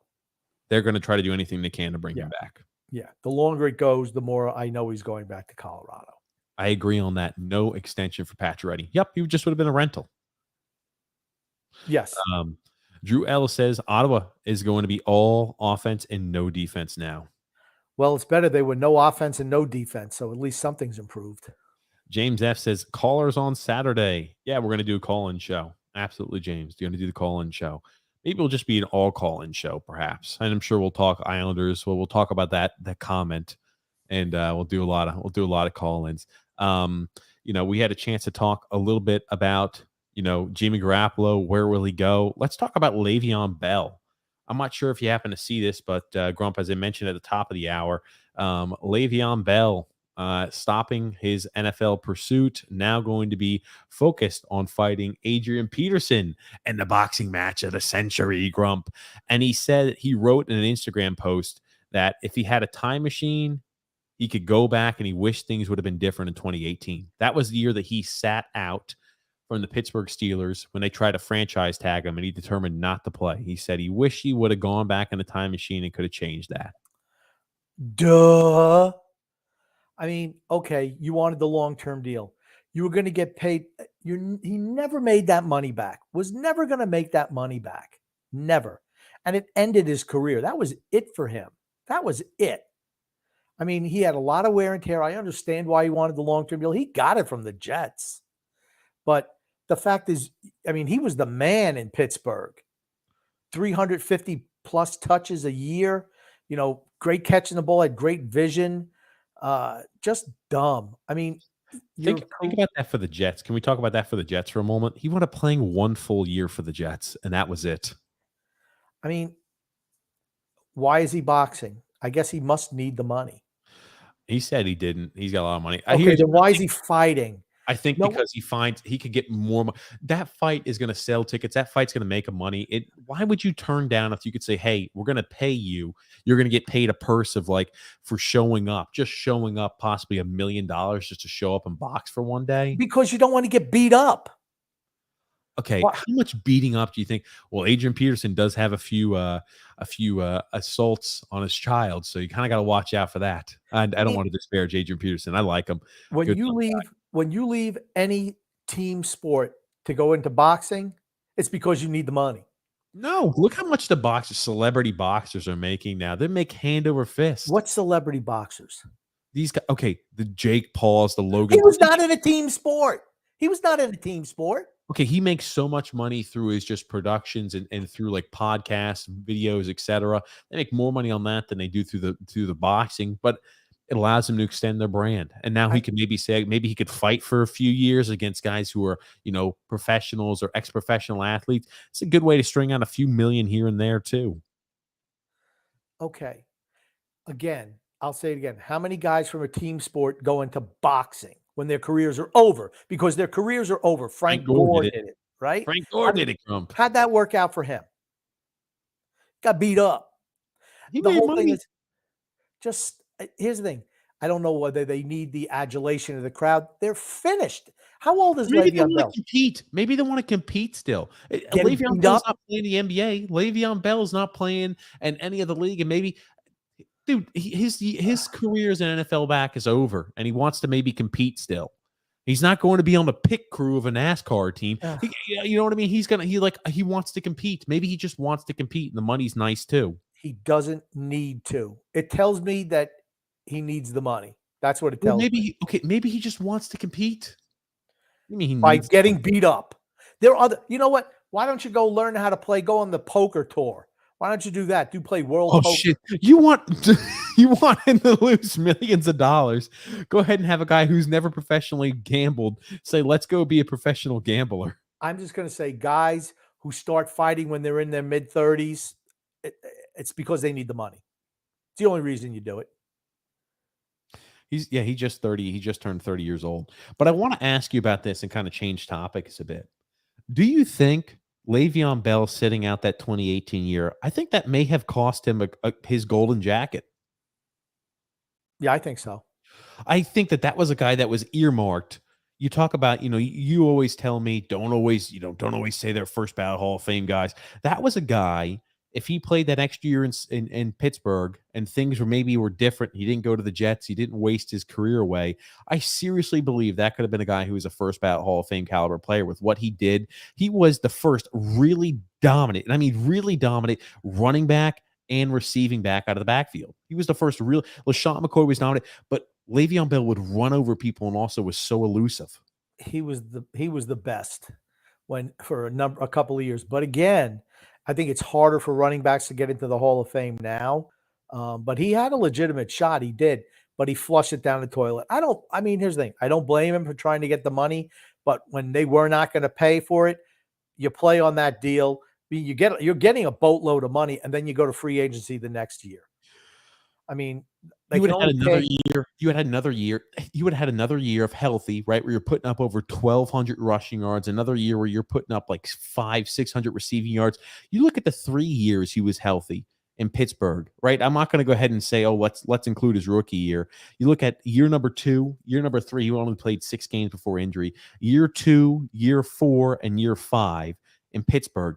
Each one of those years, he had over 1,250 rushing yards. He had over 616 receiving yards each one of those years, and touchdowns aplenty. Yeah, I think here's the problem, though. Look at how many touches he had every year. And it wasn't last year. He did have the most rushes in the NFL at 321 rushes. And how many catches did he have? Like 70? 58 or 65 receptions. So you're talking about 400 touches in a year. Think about that. At least, yeah. I mean, you don't last that long. Pittsburgh was smart saying we're not giving you a long-term deal because they knew. I mean, they burned him. They killed him. Christian McCaffrey, same thing. It's going to be the same exact thing with Christian McCaffrey in Carolina. They just killed him. They stupidly signed him to the long-term contract. Right. That's the difference. Carolina Panthers signed McCaffrey to a huge deal. And ever since he signed that, he's been hurt 2 years in a row. Oh, sorry about that, Grumpy. I didn't mean to run over you like that. But all right.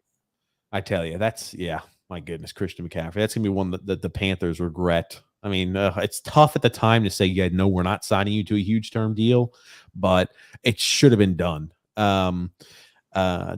Frank says, yeah, I changed from the Yankees and put on the Open golf, baby. Frank C says the Jets and the Browns have a way to screw up quarterbacks, hoping that Zach Wilson is the real deal. He's got the swagger. He's got his mom's best friend. He's got the arm. He came out with a post, by the way, recently, and he said, hey, guys, I was out of town off of social media. What happened last week? Oh, the son of a bitch. He's hilarious. He's got the swagger to play. He's got the swagger. Some guys, who knows? You have to have something when you play in New York. Yes. You just have to be able to, and he's able to laugh at himself. Maybe he's not Bobby Bonilla, but what can I hope say? he's not. At least performance on the field. And Bobby Bonilla was from the Bronx. I mean, you didn't know what it was like. Yep. You're never going to be able to knock the smile off my face. Ooh. Well, he should still be smiling. He smiles every freaking year. He smiles every year. What is it? Bobby In Bonilla May Day. or June? Yeah, on Bobby Bonilla Day, he smiles every year. He'll be smiling until 2042, whenever that expires. I think it's 2035. Oh, 2035. It was just how many years of $1 million a year contract if they bought him out? I mean, they didn't buy him out. That was part of his deal. He was going to get $1 million deferred payments till 2035. I mean, His sports agent deserves the gold medal in sports agency. He deserves a freaking gold star. But you know what? If he would have gotten all that money up front, and if he invested wisely, he'd have way more now. Here's the thing, though. He didn't even have to worry about doing anything crazy and dumb like that. $1 million a year, you could do a lot worse. I understand your point. Amari Production says, yeah, I don't want Nazem Kadri, 31 years old, and I think he's a great player, but, we're old enough. Exactly. That's why I don't want a guy like Nazem Kadri, and after him, there's nobody else of significant stature out there in free agency at the moment. Right. I 100% agree. Got a comment here from Drew L. He says, I want to be honest, Le'Veon Bell was never even good. He was just a product of the Steelers system. It shows when he went to the Jets. Okay, the Jets were miserable and always have been miserable. You stuck him on a team where the quarterback, who the hell was the quarterback for the Jets at that time period? I can't even remember, but that team was miserable. And he was like the one saving grace on a bad team. Oh, you're disparaging my boy Le'Veon Bell. He was not even a saving grace. He was finished by then. He sat out the year. He was finished. I mean, you cannot take that time away from football. And it was all the carries. The running backs don't last long for a reason. You don't see guys. I mean, Adrian Peterson was a different animal, right? But most guys, 3-4 years. That's why you don't see him getting second deals.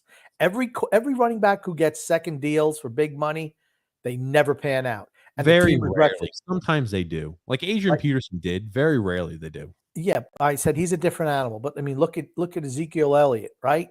Mm-hmm. Not half the player what he used to be. I mean, McCaffrey hurt. Who's the next guy who's going to get a big deal? I mean, Saquon Barkley. You think he's going to be worth a second deal? What a miserable mistake that would be. Yeah, I mean, that's all running backs. You don't give them their second deals because they're beat up. Particularly in today's NFL, where the guys who are really good, who are going to get paid, run and catch passes. You lose a step, you're done. Mari Production says, watching you guys figure out the massage was hilarious. Yeah, Deshaun Watson. Frank saying, yeah, Drew, Pittsburgh's line was great for Le'Veon. It was a great offensive line. They had a good quarterback in Ben Roethlisberger, and the wide receiver core and tight end group was good. I'll be back. Here's the thing. Le'Veon Bell was so patient in the hole. That was the thing about Le'Veon Bell. He would just kind of stop and wait and let the hole open up and shoot through it. The holes never materialized when he plays for the Jets, but they did in Pittsburgh. And he just a gliding running style. And just for me, it was his patience. And he had that wiggle and he got into the hole. You never really got a clean shot at him right away. He was, for a couple of years, he was right up there for best back in the league without a doubt. I mean, I don't think anyone can doubt that. But that's why you don't get in the Hall of Fame, because you have to do it for a long, long time. It's not like, oh, well, good for 2 or 3 years, and then that's that. Gail Sayers, of course, the one exception. I think he only wound up playing 5 full years in the NFL, and he made the Hall of Fame, but injuries did him in. But he was another electrifying talent that, for a bad Chicago Bears team back in the 1960s, most people who listen to this podcast don't even know. Maybe they remember the name, but they've certainly only seen clips of Gail Sayers. He was magical when he played for the Chicago Bears. You stalled long enough, Grumpy. But you're right. I mean, Le'Veon Bell had unbelievable vision in the hole, which made him special. You usually don't see guys with the power of a Le'Veon Bell so patient in the hole as Le'Veon Bell was. I never thought of him as a power back at all. He's a guy who could run over guys is more what I mean. I just thought he was elusive. He had that wiggle in the hole for me. He would hurdle guys and run right over him. That's why he was so dangerous. I never looked at him as a guy running anyone over, ever. Okay. But he was so patient. He changing blocks. So many running backs don't know how to read blocks. They run up their guys' backs. He was, like I said, patience. That's the one word that describes his career, his running style, patience. Changing topics real quick, Grump. Can we talk a little bit about Matt Carpenter? Now, Matt Carpenter went ahead and tied the game. I think he sent it to overtime. He had a 2-run home run. Overtime or extra innings? Extra innings. God damn it. Screw you, Grump. But he sent the game to extra innings. Now, when is a guy like Matt Carpenter, he's had a fantastic year this year in the limited time we've seen him. When does a guy like that finally earn himself a consistent spot, either as a DH or in the lineup? How could you talk about the Yankees who are cooling off? This is a guy, even for a short time period, if you want to utilize him, he's just like magma red hot. Yeah, he's streaky, though. He's really streaky as well. When he's hot, he's great. But when he's not, he's like 0 for 30. Well, they sat him. They sat in the last 2 games in a row, right? He was coming off of a time period, right? 3 for 4, a home run, 2 runs, 2 RBIs, then 2 for 2. And then he's getting walks, right? And then 2 for 3, two runs, a home run, 2 RBIs. They sit him the next 2 games and he's back in the lineup again. He's hitting. I just don't understand why they sit a guy who's extremely hot like that. Well, how old is he, though? I mean, he's in his 30s, right? I mean, he's in his mid-30s. He's had almost the entire year off, though. Okay, but I don't even know how many games he's played this year. This is a guy that needs to be in the lineup. He's played 27 games this year and had 65 at-bats. Okay, he's a part-time player. He needs to be more. That's my point. He needs to be more than a part-time guy. How old is he? Hold on. There's no way this is possible. Hold on a second. He's his age. He's 36. I don't know why I thought he was younger. See, that's my point. You're not going to run a guy like that out there every day and play the field. It's not going to happen. The Yankees are a team of designated hitters. Somebody has to play the field. And that's, so what? They play him a couple games, give him a day off. It keeps him fresh. That's why you do it. Give him 2 games off. Fair enough. He's on only your fantasy. He's only played 27 games, Grump. 65 at-bats, 27 games. He's a DH a lot of time. Or TJ doesn't give 2 shits about Matt Carpenter. Not at all. He's on his fantasy team. He's playing me this week. He's beating me, by the way, right now. And he's pissed off that Matt Carpenter's not playing every day because he wants to try to run up the score. You in this freaking fantasy baseball. That's all you talk about. No, seriously though. 27 games, 65 at bats. He's coming as a pinch hitter a lot too. I'm like, I don't know why he's not playing more, but he is starting to get in the lineup a little more. I just am shocked Joey Gallo plays at all the field. Anyway, Brett W says, I'd let Ross Johnson kick my ass for $1 million. Yeah, until you get up the next day and you don't remember where you are. He'd be fine. It'd just hurdle up quick. Drew L said, imagine if Najee Harris would have been put on that line. I don't think Najee Harris is anywhere near the back. I don't think so either. I'm not trying to disparage Najee Harris, but Le'Veon Bell was really freaking good. People forget because it's almost 6, 7, 8 years now since he was there. I mean, it's a long time. And, people forget. And he was good, but it was only for a short amount of time. Frank C. said, see how it worked out for Lyle Alzado. Lyle Alzado and Too Tall Jones. They couldn't box. Ali destroyed Alzado. Yeah, they had a little exhibition. Alzado, I think, was in his 40s at the time. Drew L said, Matt Carpenter just made it 7-6. Yeah, that hurts me. Christopher C. said, Jimmy G is what got the Niners into the Super Bowl 2 years ago. Oh, absolutely false. Awesome. Jimmy G is like an anchor. They won in spite of him. It was their defense and running game. Yes. If Jimmy Garoppolo could complete a pass, they never would have lost to the Rams this year. They had the Rams on the freaking ropes. Amar Production said, just saw a meme that said, if Zach Wilson rumors are true, it'll be the first time the Jets have scored over 40 in years. Oh, very good. I like it. Oh man. Drew L said Carolina with those signings are taking out the depression in the Carolina tropical depressions. Now they might be the Carolina tropical storms. Ugh, that was terrible, Drew. I'm sorry. We love you, but that was not good. Amar Production said, you said that there are no good free agents still available. Looks like Big Z hasn't signed yet. Exactly. God. No good free agents still available. She said, I'm willing to die on that hill, TJ. David Montgomery puts up better stats and is arguably a way worse offensive line than Le'Veon Bell with the Jets. I've David never Montgomery. How small is David Montgomery? I've never been a David Montgomery fan. He was never Le'Veon Bell, never. Le'Veon Bell was really freaking good, Drew. Really good, man. He was the first guy to be putting up 1,200 rushing yards and 800, sometimes 600, 800 receiving yards. The guy did it all. Man. He did it all. He was a guy who could run the ball on the goal line. He's just so freaking good. Yeah. Yeah. Omar Production says, if Zdeno Chara decides he still wants to play another year and all we do this offseason is sign him, I'm going to cry. We're not going to sign him back. No way. Yeah. And what free agents will be available next year so I can start getting my hopes up right now and get disappointed again? It's not even worth looking in the next year because so many things could happen. Yeah. And we could be a team that is in a rebuild or a shortened rebuild at that. We should be. We should be in rebuild next year. Frank C. said, my favorite back was Curtis Martin. He led the league in rushing at 31 years old. Next year, he was done. Overrated to me. He made the Hall of Fame. Absolutely. He's real. Curtis Martin was really, really good for the Patriots and the Jets. Bill Parcells called him Wonder Boy. Was his nickname Wonder Boy? Like a wonder bed. Stanton needs to play every day and eat lots of time at DH.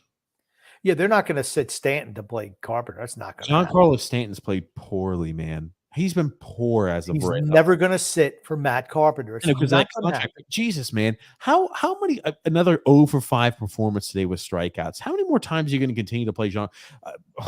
You just have to hope that Giancarlo Stanton starts batting better. But now he's drug his batting average down to like the 220s, I think. Okay, but he's getting paid $30 million a year. You're not going to bench him. If you're paying Joey $30 million a year, bench his ass. I remember Torrey would play Jeter every freaking day and bat him second every day. And he was something like 2 for 120 something. I mean, and just every single day, roll him out there.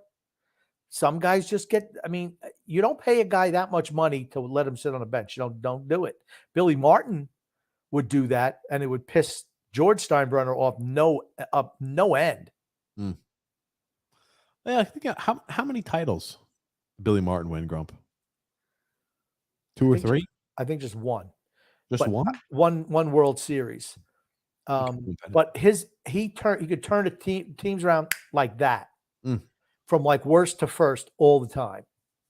Drew L says the Reds win 7-6 in overtime, extra innings. Can you believe that the Yankees lost to the Reds? I mean, yesterday they beat them right at the end in extra innings too. James F said, how do I lose, or how do they lose a series to the Reds? Like I said, eventually you cool off your pitching. Remember, their pitching's been really good too this year. They're not going to stay this hot the whole year. It's just not going to happen. Drew L said, give Monty a competent coach and a better, Montgomery, a competent coach and a better situation. I promise you he'll rush for 1,200 yards and have over 10 touchdowns. They're the Bears. The Bears. I'm sorry. I just don't think much of David Montgomery. The injuries maybe too, why I kind of underrate him or rate him lower, but he's no Le'Veon Bell. Le'Veon Bell is just something special. I just wish he would have got that gold jacket. I wish he would have kept playing for Pittsburgh. And even if he was taking less, I think he definitely benefited from the Pittsburgh offensive line. He benefited from the fantastic wide receiver options that were in Pittsburgh. That was a time period where Antonio Brown was he was the guy who was going to be a first ballot Hall of Famer the way he was playing. You look at his receptions and receiving yards, he was on pace to beat Jerry Rice if he played to 37 years old, if he was able to play that long. He was just fantastic, phenomenal at wideout. The tight end threats, the offensive line. I mean, that Pittsburgh team was dangerous. Their tight ends were not great. But here's the thing. He was the thing that made all those guys better. Oh, yeah, yeah. How often did he take a loss? He'd always, even if he's caught in the backfield, somehow he'd get back to the line of scrimmage, gain a yard. He was really good. For a short amount of time, he was phenomenal.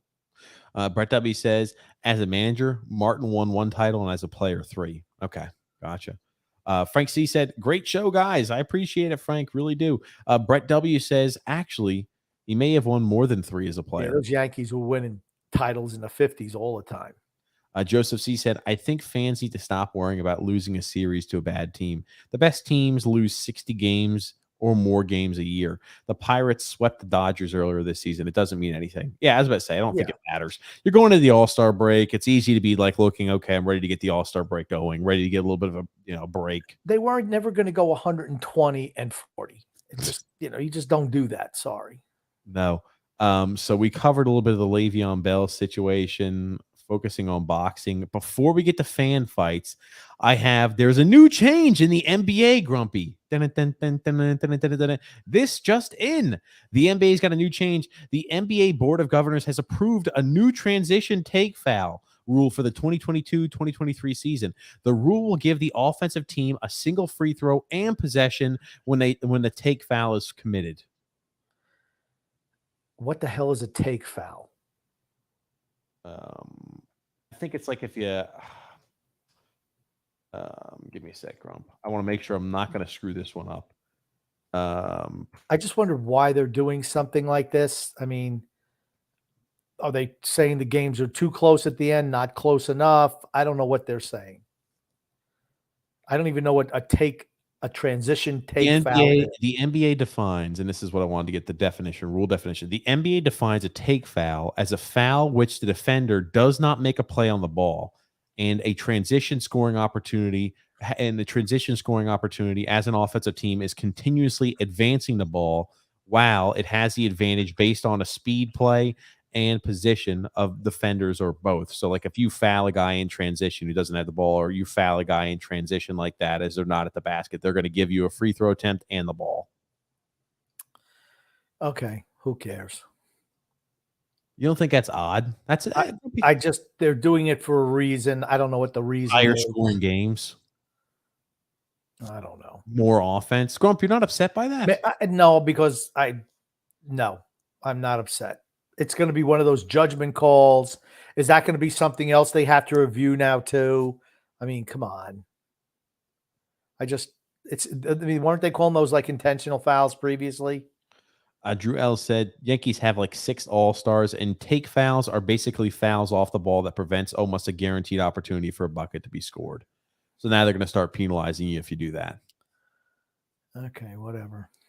If you have a foul to give now, it doesn't matter. You're going to get the free throw and the ball back. So that they're trying to. If you have a whole bunch of fouls to give in the last 2 minutes, you have the fouls to give early on in the quarter. You could just say, "Oh, I'm gonna go ahead and foul you to prevent an easy basket." And now you're saying, "Hey, you're going to get a free throw and the ball back." Okay. James Harden screaming with joy because of the new rule. Good gracious! What, Grump? Nothing. No reaction, no response. I have no reaction at all to something silly like that. None. I don't understand why they feel rules need to be changed all the time. Well, I'm glad you got no reaction to that. We'll talk about one thing before we get into fan fights. Thomas Tuchel decided against Cristiano Ronaldo signing as things stand. He was offered Cristiano Ronaldo. He said, not interested at the moment. I don't get that. A team that is just a striker away from being a really competitive team again has one of the best strikers in the world knocking on the doorstep for a 1 or a 2 year time period. And you say, no, we think we can do better. Yeah, because Chelsea's really been loaded at striker in the past. They caught lightning in a bottle 1 year at Chelsea. Tuchel's one of those French, German league coaches who are usually coaching teams that don't have superstars on them.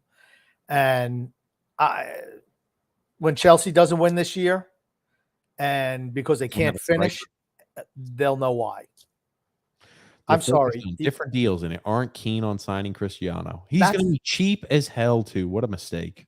That is, honestly, he should lose his job if they don't win something this year. Because that's a guy who puts you over the top. They had Lukaku, who couldn't do anything. I mean, anything. Just a big body out there. He leaves. You have no replacement. None.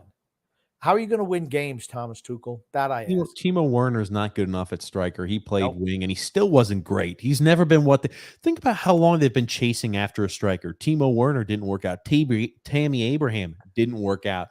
Romelu Lukaku didn't work out. They just need a legitimate strike, and they won't. Yeah, I'm like, no. Sorry. It's a mistake.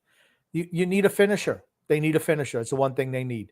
Manchester City need a finisher. They went out and got one, Erling Howard this year, Holland this year. Yeah. They picked him up. Cristiano was there for a song, and they said no. I mean, I don't know what he does. I know he doesn't want to go back and play for Manchester United. He'll go somewhere. I don't know where. Drew L said, "Oh, by the way, Teacher Crump, forgot to mention, congratulations on 600 subs on the Islanders Never Say Die podcast. You guys gained like 30 subs on the last podcast. I bet it was so hard for you to read the comments. Yeah, there was a lot of them, and thanks there, Drew. Yeah, I did see that we did gain quite a few subscribers on last podcast, and obviously thank you for that. And now it's exciting. Thank you for the kudos, Drew. Yes, thank you. Want to show you some fan fights, Grump, our favorite part of the show. I can't believe that you delayed fan fights for a basketball rule change. Yeah, I know. You just, as soon as you heard fan fights, you're like, oh, I'm not going to worry about having a reaction on this one. I'm worried about fan fights. As Here we go. Grump does. Hornets and the Lakers. It's a summer league game, again, submitted by Yeah. Alexander. So thank you.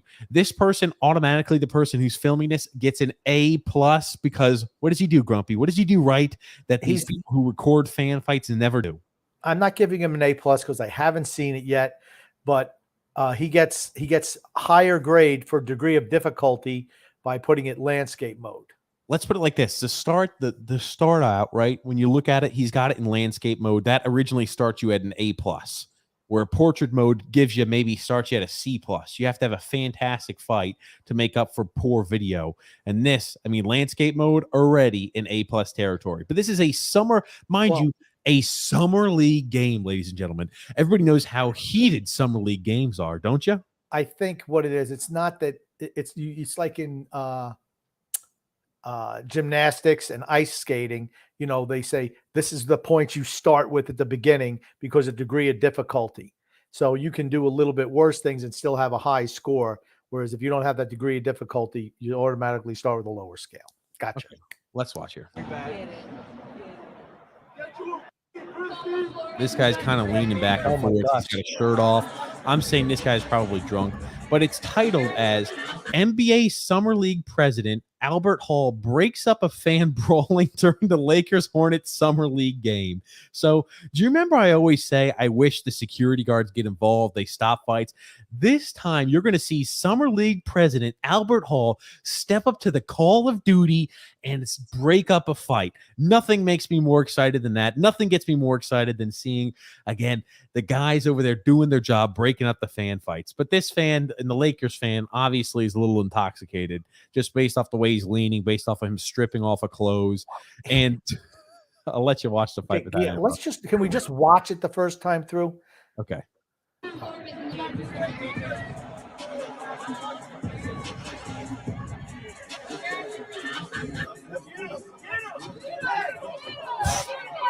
What the hell? Jesus H.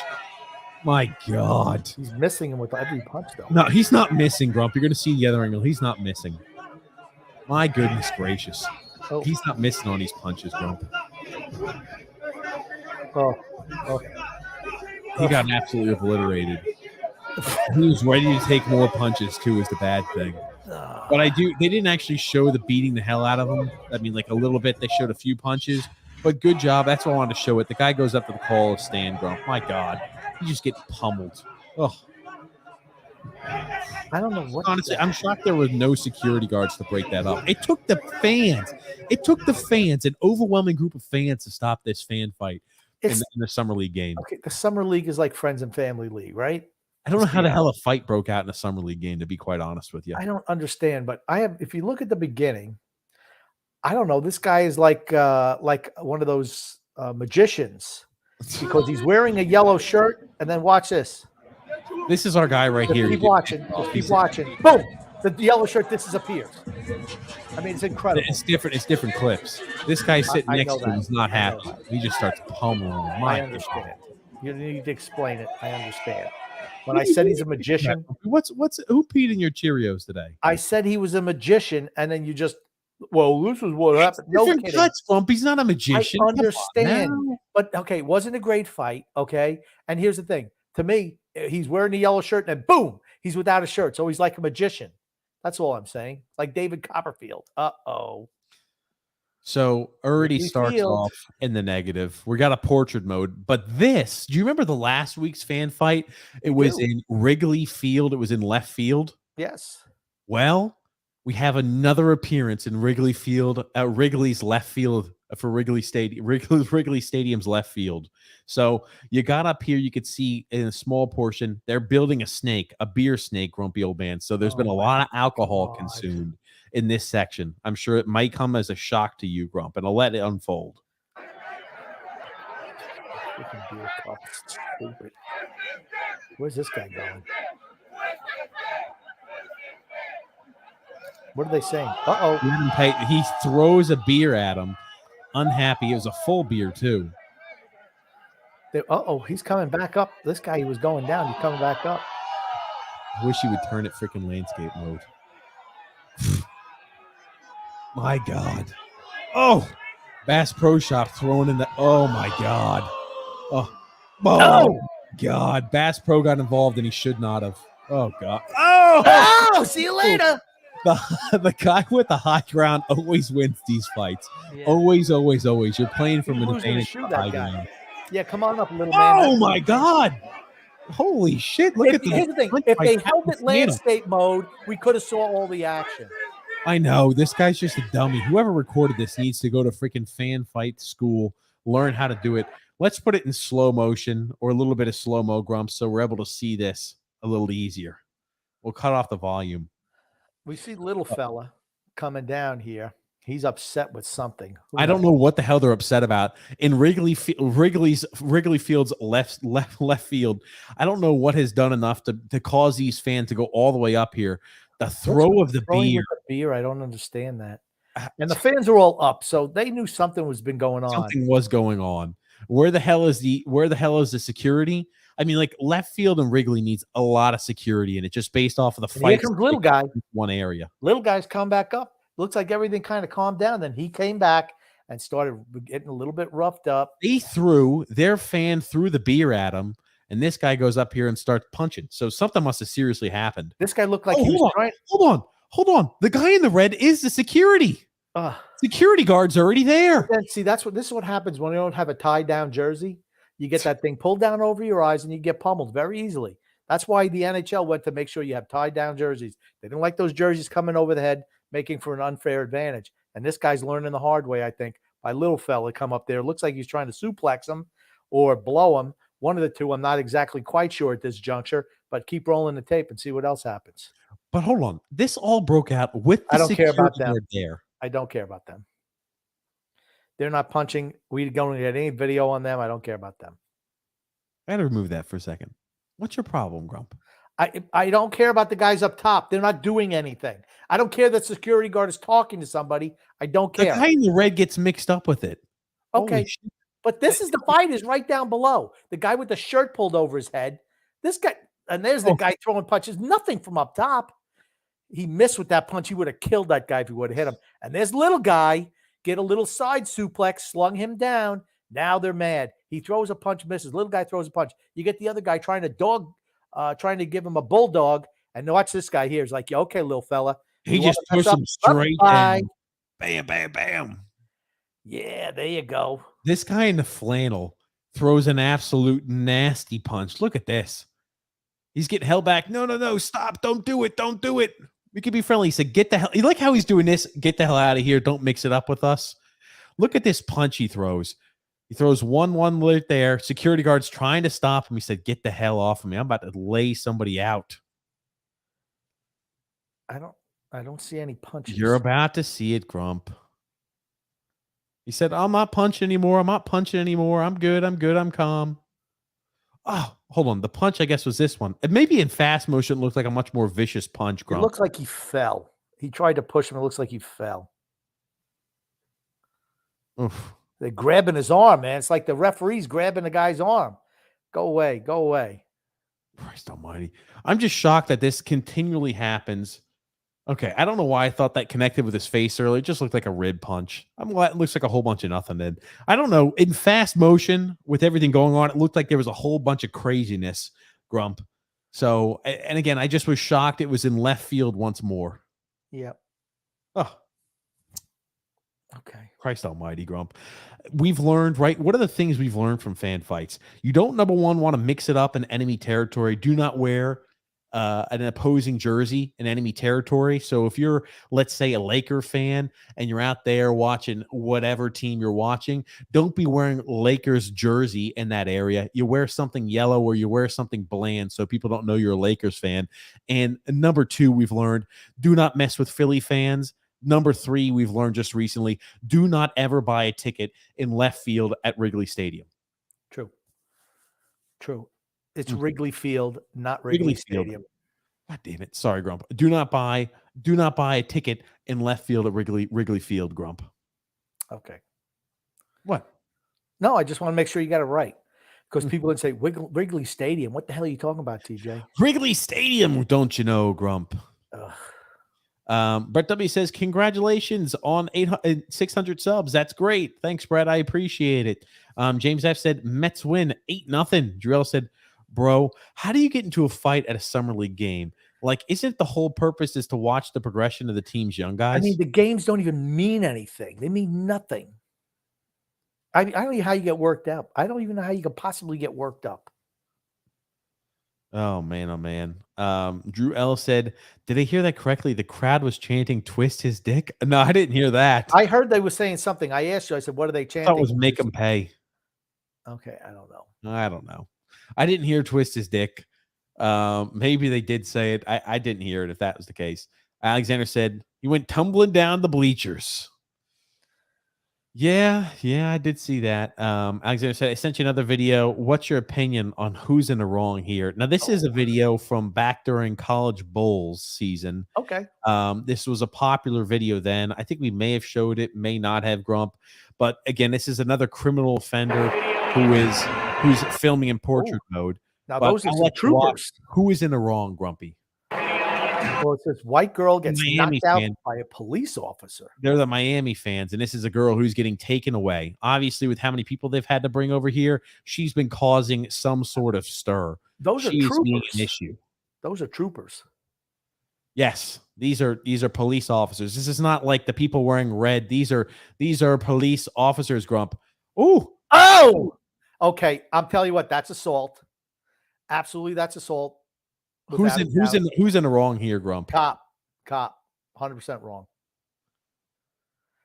We'll watch this one again because the lady does slap him. And who knows what led up to this? How long they're having to deal with her BS because she's probably obliterated. I'm not even going to comment, but this would have been national news if it was a little bit different. That's all I'm saying. She misses the first swing. You can just tell she's hammered drunk. And she hits him on the back. Dude, the backhand. She makes connection on the backhand, and it's like immediate. As soon as the backhand comes through, he just delivers a Mike Tyson blow. He said, oh, hell no. Bam! Oh. Yeah, I'm just saying if it was a black girl and a white cop, that's national news. You'd never hear the end of it. Okay, cool, Grump. Glad you shared that. Well, it's truth. It's the truth. Okay, cool. I don't know what that has to do with this fan fight of because who's in the wrong, but you've deviated away from that. Wrong. The cop was in the wrong. That's who was in the wrong. Here's the thing: you play stupid games. Go punching out people because you got slapped in the head. It's part of the job being a cop. You play stupid games. At least he didn't pull his gun out and shoot her. Okay, I guess I'll give him credit for that. You play stupid games, you win stupid prizes, Grump. Yeah. Don't be hitting a police officer. Who knows what it took 5 officers to bring that belligerent lady, or 6 officers to escort her out of the stadium. I can only imagine what the hell she was doing. Yeah, like I said, if things were different, the media would have covered it different. That's all I'm saying. Cool. Frank C said here, biggest thing I learned is easier to punch down than up. Yes. And pinch. Yeah. I mean, the pinching thing stops those fights. It's very obvious. Alexander said the summer league fights make no sense. I'm just kind of shocked with it. Goon says, TJ and Grump, if you told me 2 to 3 years ago that the Mets ownership would be better than the Islanders, I'd banish you to Hoth or Dagobah. I cannot believe you got Dagobah right. I cannot. I thought he's going to mess up. I watch Star Wars. I know Star Wars stuff. He's going to mess up Dagobah. I looked at him like he's going to mess up Dagobah. Yeah, no, I didn't get it. Yeah, I would have been shocked too, Goon. Drew L says some people are just like screw assault charges, LOL. They just want to beat the living crap out of people. In a way, respect. Drew says, Alexander said, I think the cop was in the wrong here. You don't hit a woman, period. And apparently she was causing trouble with another fan. As a cop, You can't, There were- that's a big punch. there were 5 cops on her. All you had to do was put a zip tie on her. That's all you had to do, and that's the end of it.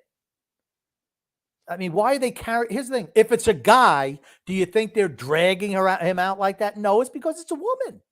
Well, they could just hoist her up. Just hoist her. If it's a guy, you can't hoist a guy up like that. They're a lot heavier usually. Just zip tie her. Just zip tie her with their hands behind the back. That's it. Oh, that cop got suspended. He should have got suspended. You cannot just go out and slug. The lady shouldn't be hitting a cop. I'm not saying she should have done that, but here's the thing: pepper sprayer, put her in a zip tie. If you pepper sprayer, everybody else gets affected by that, so you don't do that. I don't know why they didn't her zip hands tie. behind her back. She should have been zip tied. They should have tied her up. That's it. That's what they do. They just put the little plastic things, a little zip.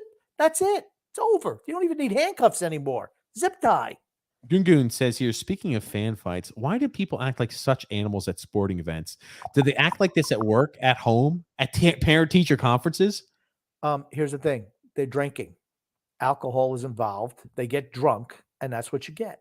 And they don't like the other drunk guy who's saying stuff to me. I'm getting pissed off because drunk guy number 1 is saying something to drunk guy number 2. I'm going to fight him. Liquid courage, they call it. Well, people drink at bars, Grump, and there's not a fight every night at a bar. It's because one member, drunk guy A, is fighting and mouthing off the drunk guy B. That's why it comes up, because people are shit talking each other drunk. Liquid courage. The alcohol's involved. Yep. They're also, okay, it's not just because they drink. It's not like they're not exchanging words. They're 2 drunk individuals that are probably talking shit to each other that start this always. It's not like 2 drunk guys see each other and say, I'm going to fight this guy because he looks like he's wanting an ass whooping. There's talking that takes place, Grump, and shit talking that takes place. Liquid courage. It makes you think tough. You think you're tougher than you are. That's what happens. That's what leads to it. They start arguing. Bang, bang, boom. That's what you get. Drew L said, there's just one more cup that's got to stop something from being productive. Andrew Kopp for the Detroit Red Wings. I thought that was a good signing by the Red Wings. Yeah, I do too. But Grump, man, we're here at the end of the show today. What do you want to say before we wrap things up? I want to say love and laughter to everyone who listens and even those who don't, from TJ and the Grumpy Old Man. Thank you so much, everybody, for watching the show. If you're new to the channel and you stuck around, make sure you subscribe on YouTube, like on Facebook, and follow on Twitter. Thank you so much, everybody, for the participation, the fan fights, as always. Thanks, Alexander. Thank you, Grumpy, for being a part of the show. My pleasure. We'll see you guys Sunday, 8 p.m. Eastern Standard Time. Until then, have a great rest of the work week.